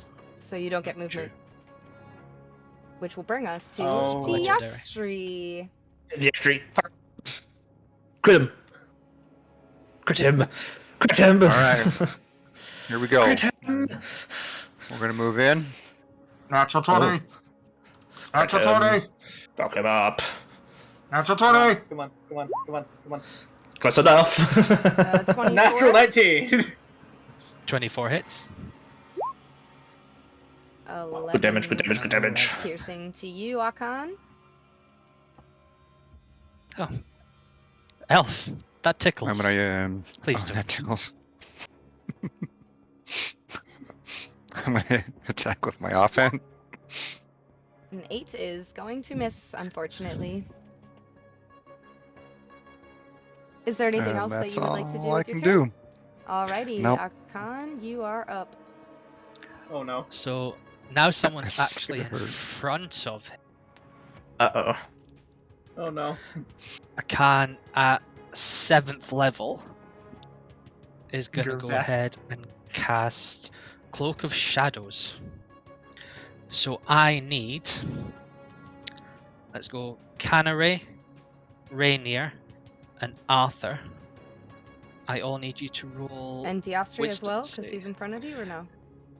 Nope, just those. I can only be another 3, so just the 3 there. Okay, wisdom. Wisdom saves, please. Save, come on. Ah, Canary fails. Crit Oh, fail. Lord. Crit fails. No. 20. Oh, Rainier. Everyone Rainier have inspiration. passed. Help. Inspiration help. So Canary. Hold on. and Canary Arthur. is going to re-roll with an inspiration. I think that that's Okay. fair. If Coggies speak now or forever hold your peace, but I'm using it. No, it's even worse! Oh, no! Damn it! What a waste. Inspiration help. Help. Oh, shit. Okay. Oh, no. So Arthur and Canary, you two are cloaked in shadow. The shadows wrap around you. You can still see everything that's going on, but your party cannot see you. Can we see through it? You can see like normal. I guess if nothing So was Arthur there. and Canary can see as if nothing is there, but the rest of the party cannot see you. Okay. Yikes. Can I still And- see you? Yep, can still No. see me. Okay. And that is going to finish Akan's turn. Okay, that's going to bring us to Rainier, who was unconscious, opened his eyes, felt a magical spell attack him, and just shrugged it right off. And you are currently prone and may stand up for half of your movement if you would like to. I'd like to do that, and it looks like I'll need to use a dash action to get into melee, and I will do so. Okay, so So- that's 15, 20, 25, then- 30, 35, 40. Yep. Yep. And so I can't do anything else, but I'll be there next to Diastri with the protection style thing that I got with my shield. Alrighty then, noted. And that's your full turn, correct? Yeah. Okay, which will bring us to Arthur. So, in the there's anything different in the shadowy thing that I'm now in? Since it's my Nope, turn? nothing has changed. The only difference is your party cannot see you. They cannot help you in any way. Good. I guess I'll just try help them as much as I can, and I'm gonna cast Fairy Fire. So you have to make a 13. What does it say? Dex save. Dex save. Give me a second. Oh, you can also reattempt the save at the beginning of your turn, Arthur. So go ahead and roll another wisdom save. Wisdom. Okay. Unfortunately, no. You feel as though your party is looking right through you when they're looking around for you. Did he succeed or fail the saving throw, And though? he succeeded the dex save. As Okay, you cast the spell. I'll just try move up then as much as I can. So Okay. 5, 10. So if I leap again, that's 10 feet here, yeah? That's you don't get a running start by doing that, so you don't okay, get. so I have to yeah, walk. that's how you do a Okay, long so- jump. Well, 5, so that's That's 10 20. feet there, which is technically 20, Yep. 25, 30. I'll sit there. Okay. And Oh, no, that's my turn, yep. all right, Kisan, you are up. I'm gonna condense down 2 sorcery points and turn them into a spell slot Alrighty. for myself. And I'm going to just try again. Dissident Whispers. You just hear the dwarves shouting in your head again. Make a whiz save, Akan. I feel like he can't I feel like he can't roll lower than a 13. I feel like it's just impossible unless he rolls like a crit fail. He unfortunately succeeds. Yeah. He rolled a 14. Oh, no. Just right there. Just right there. All right. You still roll the damage, so roll your 3d6 psychic, but he will only take half. Oh, yeah, it does say that. I thought Dissonant Whispers was not like that. Yeah. You will take 4 psychic damage, Akon. Yep. And is there anything else you would like to do with your turn, Hisan? I might just move up and go stand behind Ignis. Alrighty then. Which will bring us to Ignis. It's your turn. You have a dwarf hiding behind you, but he's bigger than you, so... I'm gonna move around. I'm not hiding. And get on I'm top standing. Of this wall. I'm not hiding. I'm standing behind him. I'm gonna climb up on top of this wall Okay. for better vantage point. And then I am going to Eldritch Blast. Nice. Get Get him. Look him up. Oh, dang it. Does a 10 hit? That does not hit. Nope. As you are standing on top of this wall and you go to cast, the rock underneath your feet kind of shifts a little bit because it is ruins, you know, it's a little unstable, and you just sort of whoops, you catch your footing, but the Eldritch Blast goes wide. Can I roll 1d100 to see if it lands on top of Hisan's head? We'll rock that. Yeah, sure. The 17. No? Oh well. Okay. Which is going to bring us to Canaray, who is still raging for a few more turns. He's going to go, that's technically 20 feet of move. Okay, wait. He's going to do this. 5, 10, 15, 20, 25, 30 to get to here by not stepping on any rough terrain, and he is with flanking. Well, he's actually raging anyway. He is going to try to slash at you, Akon, with Ishoran's Call. He rolled an 11. Does an 11 hit? That misses. Oh It no, misses. unfortunate. Okay, and that's gonna be his turn. Top of the round. Is there anything else you would like to do, Akon? Yep. So the major illusion that you're all standing in is actually Akan's domain. So he's going to go ahead and use a layer action. And it's going to be directed at Rainier, and it's going to be Shadow's Curse. So Rainier, I need you to make a, I would guess, Wisdom save. Yes. Okay. Yep. 14. You fail. Okay. So this massive energy starts whirling around you, starts going in your ears, in your eyes, up your nostrils, just everywhere, starts consuming you. You are tricked into thinking that you are in the Shadowfell. Okay? You cannot think properly, you cannot shout out. It's like you're just completely paralyzed. And you are actually paralyzed, so all attacks against you are with automatic advantage now. Okay. Okay. That's terrifying. And they auto crits too. Oh, fuck.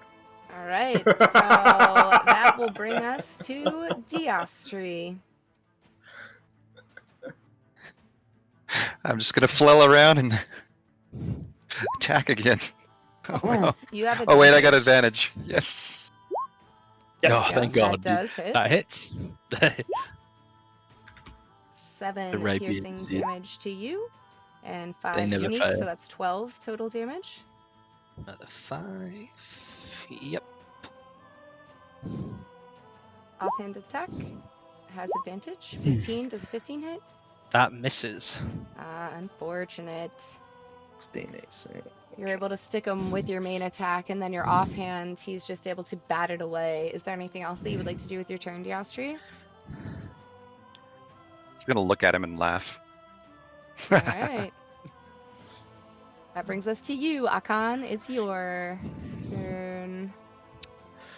Akan is just gonna look at Rainier, and he's gonna pull his 4 Shadow Enchanted daggers out and make 4 attacks against Rainier.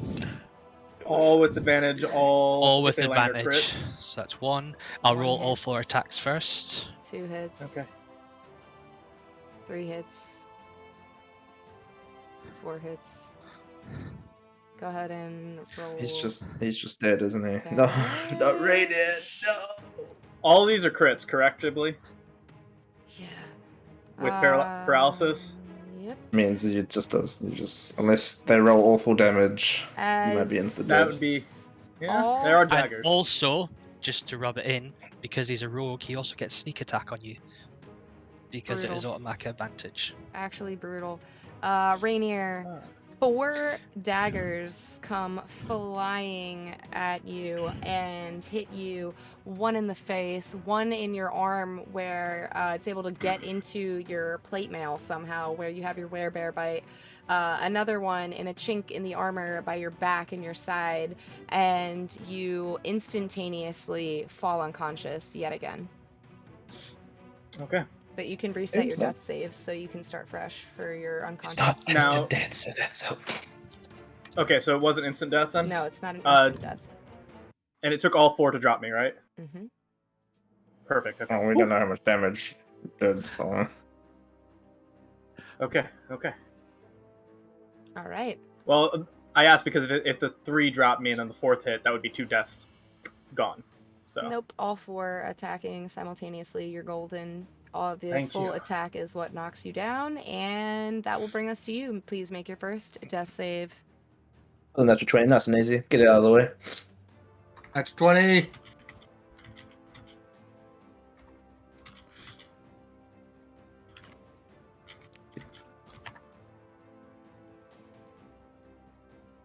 Did it roll? I didn't see a roll. Rainier? I didn't see it. Rainier. Yeah? You have to Roll make a death death save. Oh, sorry. Someone mentioned, someone in our off chat said, "Hey, can you turn into a werebear?" And I was thinking about it, but I was trying to figure out if I should ask or so You not. have none of that. Yeah, I know. All right, that's a fail. All right, and that will bring us to Arthur. So before Arthur can take a shot, Akan is going to use another legendary action. You see him just bend down, grab Rainier by the throat and lift him up in front of him. And he's going to say to Rainier, and you can all hear this as well, all of you. He's going to turn and go, "You'll be the first to die on this night, Rainier." Or, actually, should I call you Bryn? This is who you are, no? Or am I wrong? I wonder what your little group of friends would think if they knew the truth. I know what you are, pretender, murderer, fraud. These people are not your friends. They never will be your friends. You're nothing, a nobody, a fallen disgrace. I'll fill your mind with the nightmares of your past. And Akan is gonna go ahead and use banishment and banish Rainier. And it's an auto success because you can't auto failure Banish. for your You're being save. banished too. And with Oh that, no! you see as Rainier's unconscious body being held up by Akan flips out of existence. Whoa, shit. Who's next to dance? So it's my turn, but I get to make a wisdom save at the top of my turn? Yes, you do get to make the whiz save. Oh. You succeed. Anyone that is looking in this general direction will see that Arthur's form rematerializes from the shadow cloak that he was hidden in, and he is back and ready for action. What would you like to do, Arthur? He's gonna run up right here, and you'll pay for that. And he's gonna take an attack. 19. Oh, well, they have advantage, so 22 to hit. So that's only 6 points of piercing damage. 6. And I'll just simply ask, what? Sorry, go ahead. I have to refresh my browser. It's And I'll not just say, what did you do to him? It's not Where is showing the Rainier? battle map correctly. Oh, Rainier, he's gone. I didn't like him. He's annoyed me. So I thought I would get rid of him. No, Just it's through the not fox about mask, like. It's not about the quantity of your friends, it's about the quality. I've done you a favor. Yeah, just through like the fox mask, like the little eyes that you just see, just a rage building up within Arthur's eyes as he's. That's all. I can't do anything else. That's my turn. Alrighty. That is going to be your turn, which brings us to He-Sun. He-Sun is also fucking seething. And he's gonna just fucking shout. Like, just basically yell. Not like anything coherent, just yell. And drive a mind spike or try to into Akan. Akan, please make an int saving throw. If he meets it, he beats it. He saves with the 13. Fuck's sake! I'm rolling so bad. Yeah, he's rolling bad, but enough to succeed. Yeah, that's it. Level 2 life, dude. Well, is there anything else that you would like to do with your turn? No, that's it. Oh, actually, I might. I'm gonna quickly look back up at the gnome who's now taller than me, and I can't have that, so I'm gonna climb up next to him. Okay. Alrighty then, and that is going to bring us to Ignis. Now He-Sun is standing next to you on the wall. I see one of my allies, Rainier, who I have a respect for as a fellow warrior. I'm gonna look at Archon and say, "Hey, Paladin, don't do that to my friend." And I'm going to Eldritch Blast. Does a 16 hit? Ooh, 16 misses. Oh, fuck. What? Unfortunately, Akan sees your blast coming, and he is able to just sidestep as the blast of energy over his shoulder. Is there anything else that you would like to do with your turn?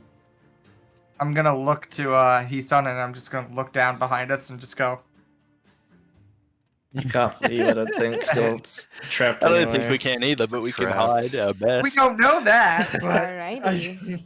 It is Canaray's turn. He is going to, still raging, attempt to swing at you, Akan. You see literal smoke coming out of his nostrils. He is going to actually. No, there's no real good way for him to do his breath weapon. He's just going to swing at you with his Assurance Call. He 18 hits. He hits. For 8 slashing damage with the rage. That's a 8. Yep. Jibbly, quick question: is banishment a concentration spell? Quick question. I'll let you know. Okay, cool. Thank you. Okay, rule swearing here. You're rule swearing. I'm not trying to. I'm sorry. And that is going to bring us back up to the top of the round. Akan, is there anything that you would like to do with your turn? Yep, we are going to use another layer action to Shadow Curse again, this time on Canary. Okay, and as you start to formulate this magical spell, you see overhead what was the evening sky. It's not quite dark yet. It's beginning to go into dusk. All of a sudden, thick clouds roll in, the crack of thunder overhead, lightning starts striking. He has to make a whiz save. Wisdom save.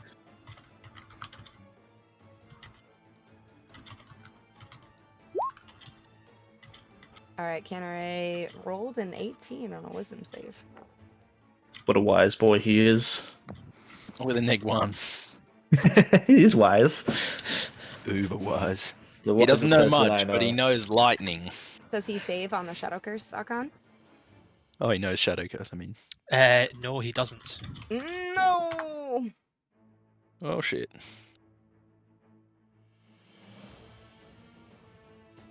So, again, Canary is now cursed by Shadow. The Shadow, after it consumes Rainier, comes back around, picks its target, picks Canary, again starts swirling around him, and all of a sudden his mind is in the Shadowfell. Although he's not actually there, he thinks he's there. It seems real.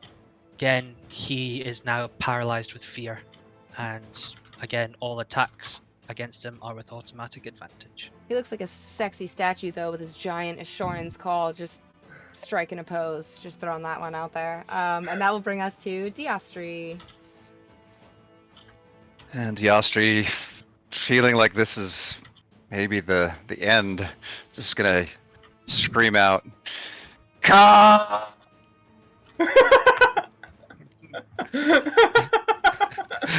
and attack with his rapier. You have advantage. That hits. That Go ahead. hits. You also have sneak attack on this first. Oh, you're rolling Button so bad one on your sneak. again. I'm so sorry, I dude. know, right? That's Yeah, 6 man. total piercing. Akan? 22 hits. There we Yeah, go. 6 total piercing. Yep. And offhand, With advantage. Nice. 21 hits, but no sneak. 8 piercing. That's- So total is 14 to you, Akan. I told you, Ranger, stop tickling me. Oh my god. Is there anything else that you would like to do, Diastri? no. All right, Akan, you are up. You see, Elf, this is the problem. People like you, always coming in, always making trouble for your friends. Do you know what happens to your friends? And Akan is going to go ahead and make 4 Shadow Enchanted attacks against Canary. Again, with advantage. And auto crits. Let's go.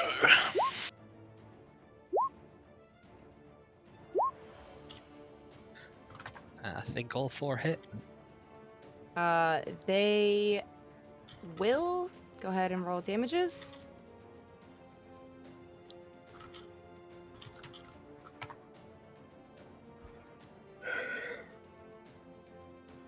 Technically, I will say that his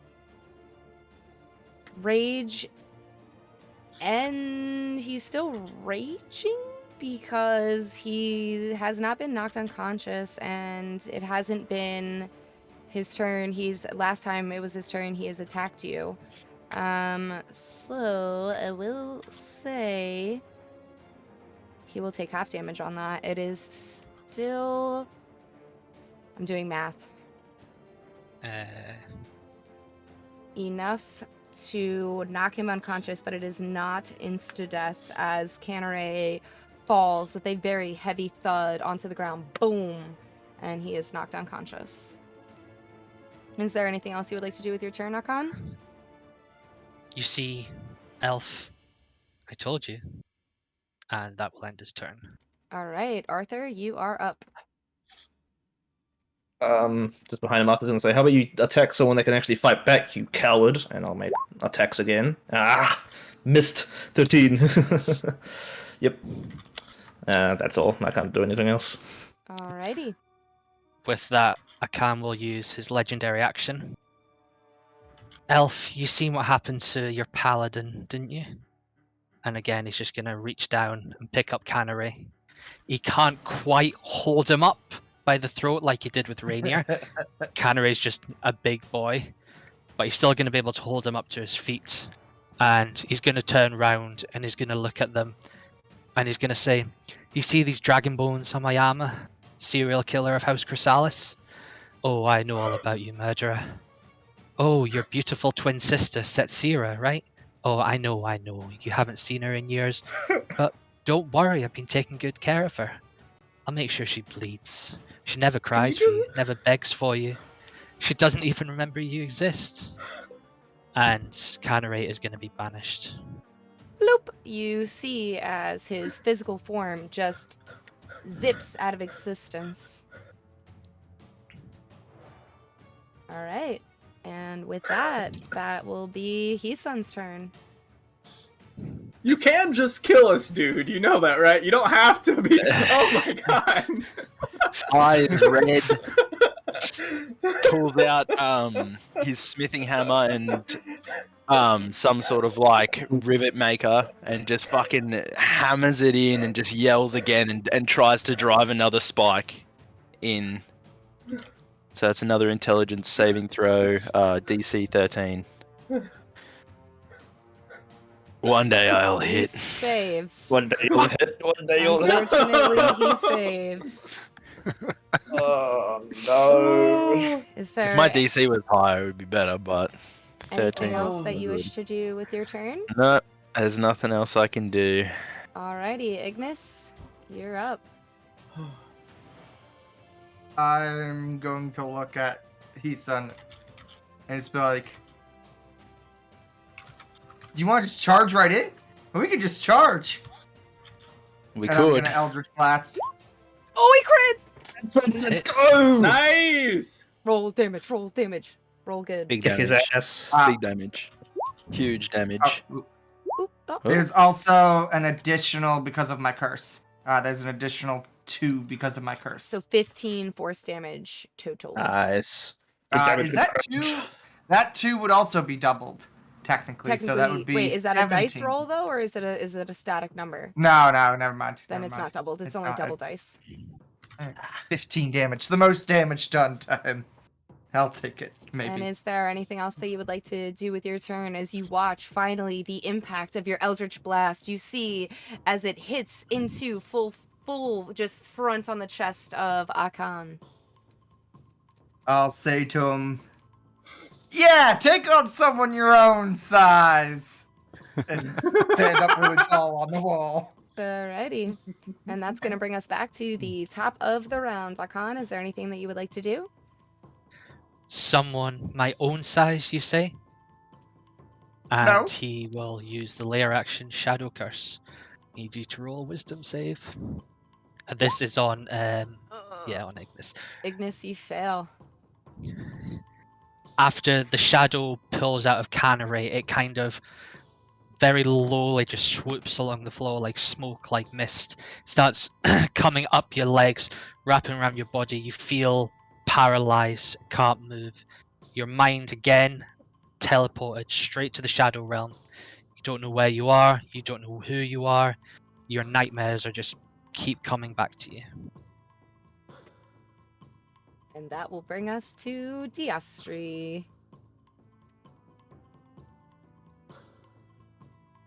I'm just gonna shake my head a little bit at him, laugh again, and go for an attack. With advantage still. An 18. Does an 18 hit? Oh. Elf, you actually managed to touch me this time. 18 hits. Keep been slicing. Add a sneak attack as well. So 11 piercing damage on the first attack. Yep. The 12 is And going they to both miss. Akan is not looking bloodied, but you do see, after the barrage of attacks, there are wounds starting to show in the robes that he's wearing and the armor that he's wearing, and there is a slight trickle of blood. He is not bloodied, but you do see you are at some, sometimes you are getting through to damaging. Is there anything else that you would like to do, Diastri? Look at him and say, tickle, tickle. And Akan, it is your turn. Are you ready to die, gnome? And Akan is going to go ahead and throw all 4 of his daggers All right. at Ignis. That's Again, with advantage. That's a hit. There's 1. Fool. You threw away all your weapons. That's a Get him. There's 2. That's a hit. There's 3. That's a There's hit. 4. Go ahead and roll damage. And that is 4. Math, math, math, math, math, math, math. Myth. Okay, so I rules lore it too much, but like, what's the throwing range on daggers? 60. Is it 60? 60 with disadvantage unless you have that feat. No, he's got it. It's fine. Don't worry about it. Yeah. He's fine. He's fine. it would be a straight roll, but his first roll in each set was, are you ready for this? Good enough. 21, No. 21, 19, 20. Love that. So even without, that's just straight roll. That's to mitigate the advantage and disadvantage. The guys, anyways. Ignis, with 16 HP, you are almost permanently killed from the face of the earth. However, literally like 1 HP more and you would have been permanently dead. You feel as your life essence almost rips from your body as you fall unconscious, but you are just unconscious and not, your spirit has not left you yet. As I fall, I just say, Arthur, remember your promise! That will bring us to Arthur. You're up. Just gonna keep swinging. Alrighty. 23. 11 points of piercing damage. Just slashing at you, slashing at your backs. You're getting 11. Yeah, all up in the feathers. You see as like some plumage kind of poo poo every time you slice into him. A few feathers come off. Is there anything else that you would like to do with your turn? Not do anything else, so I shall stand there and wait. All right. So Akan is going to go ahead and use a legendary action. Okay. And he is going to send out shadows from his body across to Ignis, who's lying on the floor. What's the range? And these shadows are 100. Oh, good. Yeah, you're fine. Over 100, Okay, yeah. you're good. And they're going to lift him up. And he's going to just turn around to Ignis and be, the righteous Ignis Bartholomew. I remember your bloodline before the cataclysm. Such noble blood and flesh, tore from the bone, piece by piece. There was nothing noble about them. They fled, tails between their legs, saving themselves and leaving the rest to die. I know you had visions of the shield-bearing giant. Find the druid, you were told. I wonder how much Aquarius will squeal for me. And after I'm done, terror will be ripped limb from limb. And Akana's going to go ahead and banish Ignis. That last part, Heason's kind of okay with. Wow. The banishing? No. The bit before the banishing. He's not okay with the banishing. You see as the smoke picks up Ignis's corpse and levitates him, or not corpse, body, you're not dead yet, body, and lifts him up several feet, levitating, and sort of envelops him. And as the smoke fades away, Ignis is no longer there. And that will bring us to the top of the round. Is there anything that Akan would like to do? Another layer action. I think you just skipped my turn. Did you skip? Yeah. I think you did. Oh, I think you did. my bad. Go ahead, Heason. You're right, I did. I'm gonna hopeless, but jump down off the wall and run towards him again, just screaming, yelling, just saying like, "You think I'm scared? I've seen worse things than you," and just hammer again and just try and mind Come strike. to me, dwarf. All right. Let the anger flow through you. It's an int save. Yeah, in save again. Yep. What, you got this? You'll get it one day. You got it. He saves. Oh. I'm sorry. I love level 3. Level 3. I'm gonna get some spells that don't require level 3. Is that your full turn? Yeah, that's my full turn. Okay, sorry. Now we're back up to the top of the round. Okay, now the layer action again will be Shadow Curse on Diastri. So Akan just looks at him and it's like, "You keep tickling me, elf. You keep prodding me. You're starting to really, really annoy me. Do you know what I do to rats that annoy me?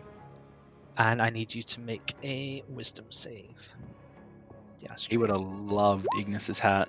Oh, he crit fails. Well, oh no. Literally, if anyone was gonna succeed too, it was Right. it was Diastri. You are paralyzed. Your eyes no longer see the scene around you as you see nightmarish black landscapes and grueling dark shadows as they move, and you feel them growing ever closer and ever present. And that's, you're at the start of your turn able to reattempt the save, which is now. Dave, you got this. Unfortunately, an 8 is not going to cut it, and you are trapped. Your body, your muscles feel stiff and tight, and that's going to bring us to Akan. Akan is going to go ahead and use a legendary action before his actual turn. Okay. And it's going to be called, if I can actually, Call of the Shadow Rogue. So all thrown daggers that were thrown at Ignis have now returned to him. You hear through the air as they all magically reholster themselves along his belt. I use a reaction to try and catch one. Sure. Go ahead, make a dex save. It's going to be really high. Nat 20, come on. Baby, Nat 20, let's go. Nat 20. Oh, I'll say that you can catch one with a 17. Hell yeah. And so you're able to get 3 of your daggers back, and Hisun, you're going to take 1d4 damage as you catch the daggers. It's flying past. It will actually slice through your hand a little bit. You will take 1. Oh, you're lucky I rolled really bad. 1 little damage. Skin on my hands, dude. Yeah, That's that smithing hand. But you can put a Akan dagger in your inventory. Hell yeah. He will then, with his other 3 daggers, attack the poor little elf. That will hit. That will hit. That will also hit. Go ahead and roll damage.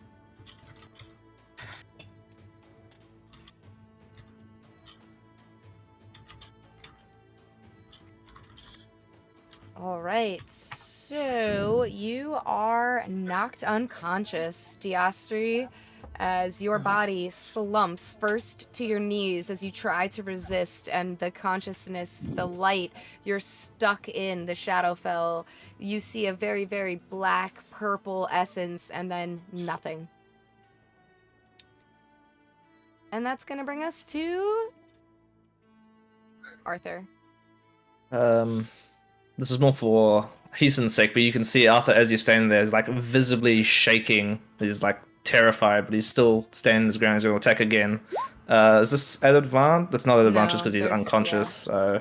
It's just 14 to hit. Doesn't hit. 14 misses. That's all I can do. All right, so that is Arthur's turn. So Akan is going to use his last legendary action this time. So although the elf in his mind is already in the Shadow Realm, he's going to turn round, he's going to look at Hisun, he's going to look at Arthur, and he's going to just say, do you know who I am? Do you know what I've done? What I have become? And Austihr, you can hear this next part. It's like this elf dreams of his old memories. His parents, his relatives, the warmth of his bed and his toys. But they're not his family. His bloodline died at my hands before the cataclysm. A group of nobodies and slaves. I wonder what Shaywin will think of this. I'll ask her later when I visit her. She's forgotten about you, by the way, elf. You're not even a pathetic strand of a memory. You fell away into the darkness like the nobody you are. And he disappears from sight and is banished. Bloop! Austihr. Where he fell, there is an imprint in the grass beneath where his body was, and he is no longer there. And that brings us to Hisun. Again, I'm just gonna freaking, grab the dagger out of my hand, like wielding it now, and I'm gonna try and close the gap here. At half movement, hey, on this part. Only that one square will count as 10. So it's 10. Okay, so I have another 20, 15. 25. You are able to get, in range. Oh, so I can get in range. Look at that. Hell yeah. Go on. Me And you I'm can gonna- take him. Can I take a stab at him with the dagger? Yeah. I am proficient in martial weapons. Yep. It's a simple weapon, or are you proficient in simple? Oh, I think I'm proficient in both. Oh, well then you're golden. Where does it say? I'm proficient in daggers. Okay. So. It's a finesse weapon, so it's dex plus proficiency. Oh god. So just dex plus. I'm not. Okay, so dex plus proficiency. Do I just roll a dex check and then add 2? Because I didn't add a dagger, Yeah. and I don't have a dagger. Yeah, that's fine. 18. 18 hits. Oh, You'll roll Him. 2d4 plus 1d6. Sean, what's up? Give him a taste of Zoe medicine. Get him. Get him. Get him. 1d6. 2d4. Yep, 2d4. 2d4 plus 1d6. Now bash him. Oh, I rolled a 6. 13. 13 points of damage. As your own dagger pierces into your gut, you feel as you are able to really get in, your skin is actually contacting his plumage, and some of his blood oozes out down the hilt of the dagger and stains your hand. And I black. say, you think you know nightmares, you know nothing.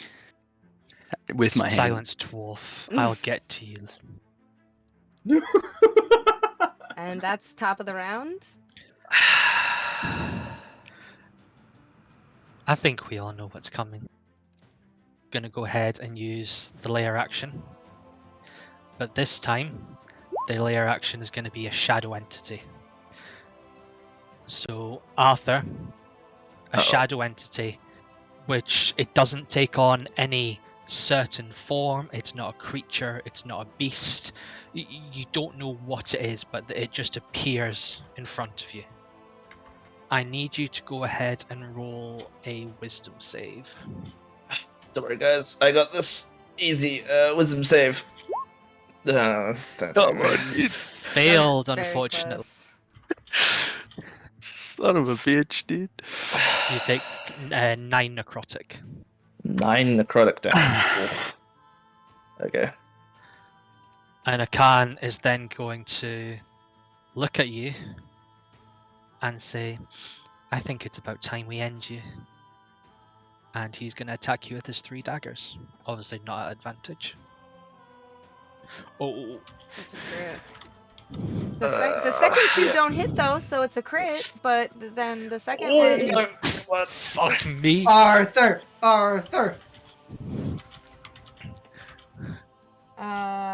You currently only have 10 HP left. Yay! You fall unconscious. Damn it. Oh. Yeah, no, because I took 9 and then obviously it did a little bit more 10. Yeah. Damn it. Can I say as I fall, just like Arthur seems to like reach up and sort of clap something just underneath his armor at his chest as he falls down? Cool. Yep. You do. Alright. Akan, is there anything else you would like to do with your turn?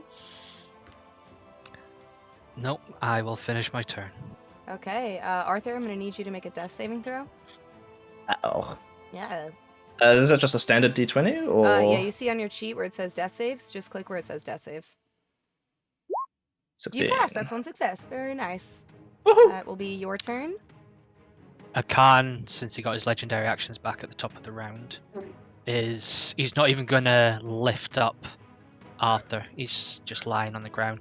He's gonna kneel down, put his hand on his face, and look at Heeson, and just say, I told you I would get to you, dwarf. A star cleaver, I see. The one abandoned by his parents. What a pity. He's saying this to Arthur, by the way. Are you planning on making deals with fiends? You know, just like your wretched parents did? I'll make sure to visit your furball friends after I've tore you limb from limb. And the rest of your pathetic friends. Mark my words, Star Cleaver. I will slaughter every single one of you. Every single Dawnbane, every single Solar Fire, and every single Lunar Shift I can get my hands on. And Arthur is banished. Bloop. That leaves just Heeson and Akan. Run. I'm gonna take another. I see in red. I'm taking another stab at him with his own dagger. Natural 20. Natural. No, this time not as good this time. And as you are attempting to stab at him, you hear a noise, and you see Dobby Gobby run up, and he sees that all hope has been lost for you. He's been watching from the shadows, and he is going to run up. He is going to attempt to, with his scimitar, slash at Akan's heels. Come on, Dobby. And he crit fails. He crit failed, so he didn't do anything. He just runs up and he goes, I didn't realize! And he goes, and he just misses so terribly that his scimitar actually bangs off of like a small rock on the floor and on the ground, and it just hits him right back in the forehead. He's got like a little dent. But he has advantage. But he tried. He has advantage due to flanking. He's flanking now. That's okay. I don't see him as an ally. That's good enough. He did try right at the end. That's all that matters. Akan, Wait, it's you. now we get Dobby's backstory. Akan is going to go ahead and make 3 attacks against Dobby. Alright, go ahead. Can I use my reaction to hand him his 4th dagger back?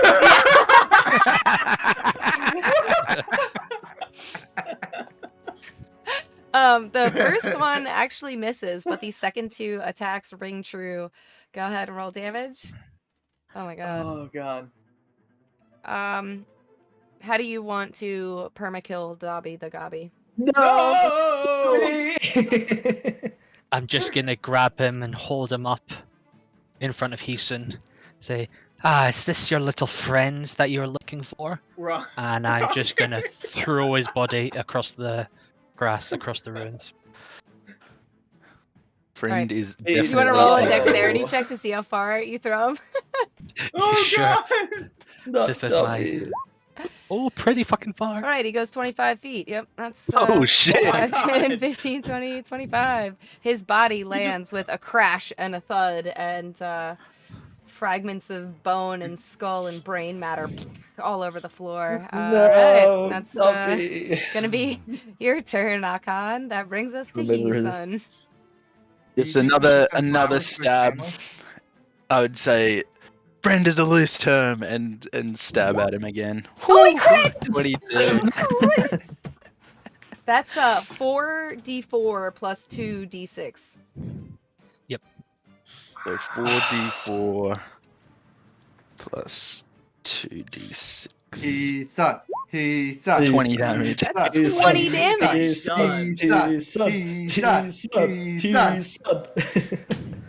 I like this guy's daggers, dude. Right? Akan is bloodied. You see, as you attack him with his own weapon, he is definitely still strong, still hale, still standing, but there are visible torrents of blood running down his body. Is there anything else that you would like to do with your turn?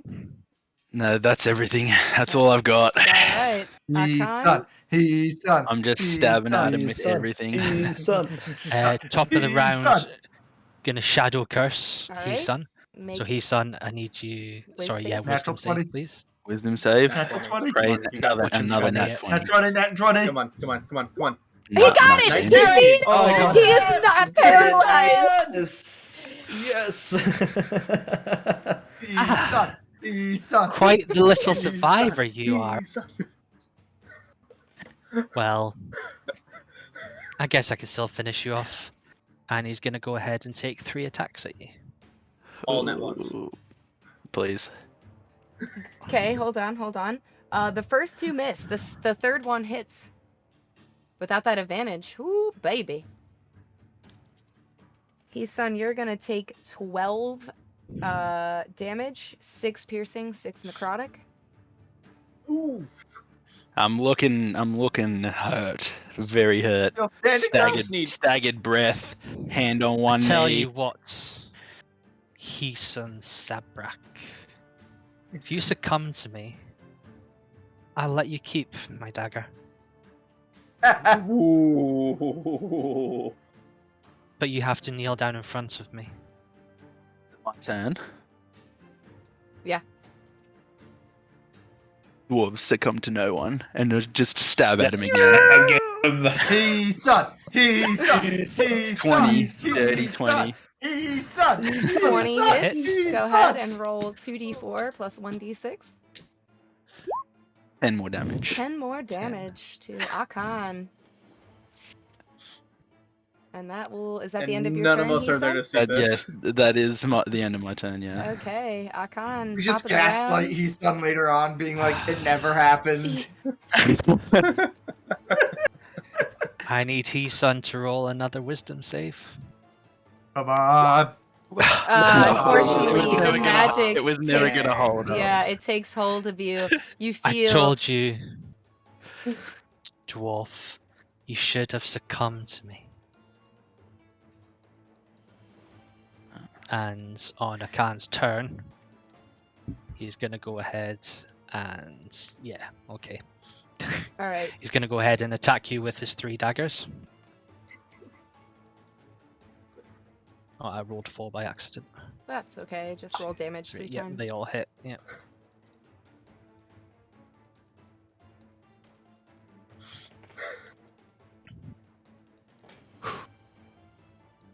I mean, it's safe to say I'm down here. Yeah, you're down. You're down. I was just making sure it wasn't a permakill, but you're good. You're down. You're down, but you're not dead. You're close. Yeah, he literally, even if he rolled 1-1-1, I would have been down. I had 3 HP. Oh, yeah, I was just making sure you didn't get Yeah, the old permakill. Yeah, the old permakill there.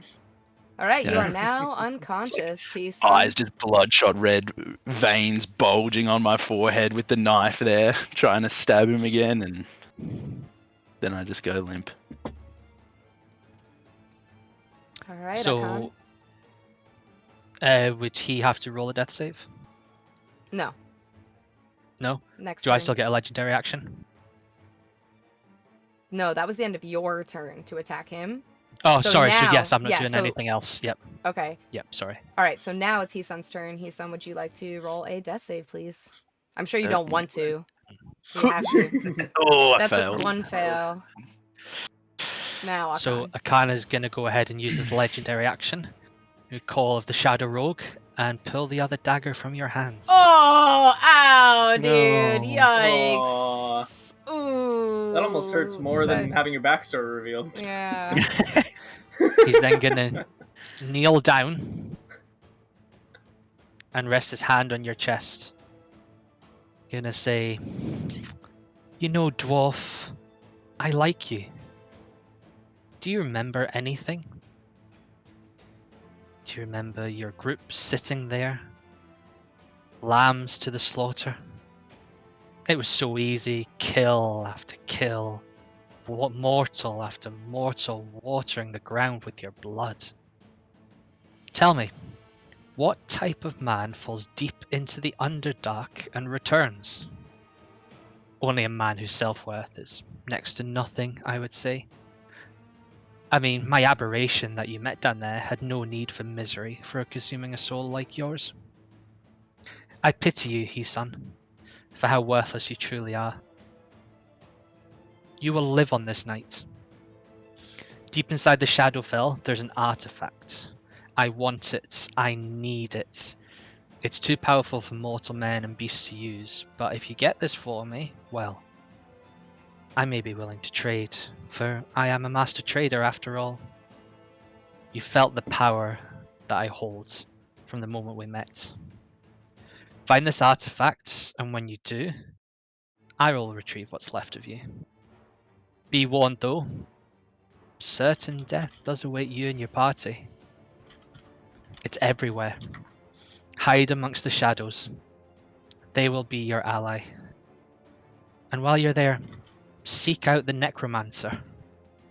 I may have a need for a soul like hers, if she can control her power.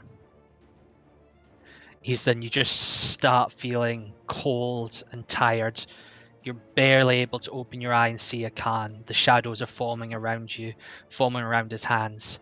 He places his other hand on your face, looks you in the eyes and says, "Do not fail me, mortal." It goes dark, nothingness. You're not sure if you're conscious, you're not sure if you're alive, you're not sure if you're dead. You have no feeling. Question is, are you going to tell your friends what Akan has tasked you to do? Or will you keep it to yourself? Good question. And that's where we're gonna end tonight's session. No way. Yeah. Oh god. Jesus Christ. Oh hell. Yep. It hurts. Oh. It Yeah, that was hurts. definitely a bit different to the way I thought the session was gonna go. That's for sure. Yeah. Mhm. Oh, The I'm just important glad thing- that hey. Dobby went out. I was gonna say the important thing is Dobby did not get away. He did that. No, he That was was freaking murdered awesome, and though. slain 25 feet. Oh. Jeez Louise. I hope Okay. Tara's smart enough to go get food instead of just sits there and waits for us to come back. Oh man. Yeah, no, that was So, awesome. that being said, you Oh. guys have all been banished to another plane of existence. I believe you're all unconscious, and we will see what happens, where you end up, and we'll do that next episode. So thank you guys for hanging out. Thank you very much, Skylar Ivaniiie, for being our bad guy. You did lovely. Yeah, thanks for that, thank you, dude. That was thank heaps good. Thank you, That was Ivan. Crazy. so you. good. Fuck. Thank Yeah. you, Oh. sir. May I I'm have Glad you all another? enjoyed it. I was tabbing backwards and forwards while I was reading stuff out to see people's reactions when I was reading off their things, and Rainier's was an absolute classic. Oh, Rainier's was I- great. Yeah. Yep. So thank you Interesting. guys, Okay, chat. so watch the Appreciate replay. you. We will see you next Oh. Saturday. And I will be back in like an hour or so with Paapankamwa. Yeah, I So, actually have to. I have to dip Bye. really quickly this time. I'd love to stay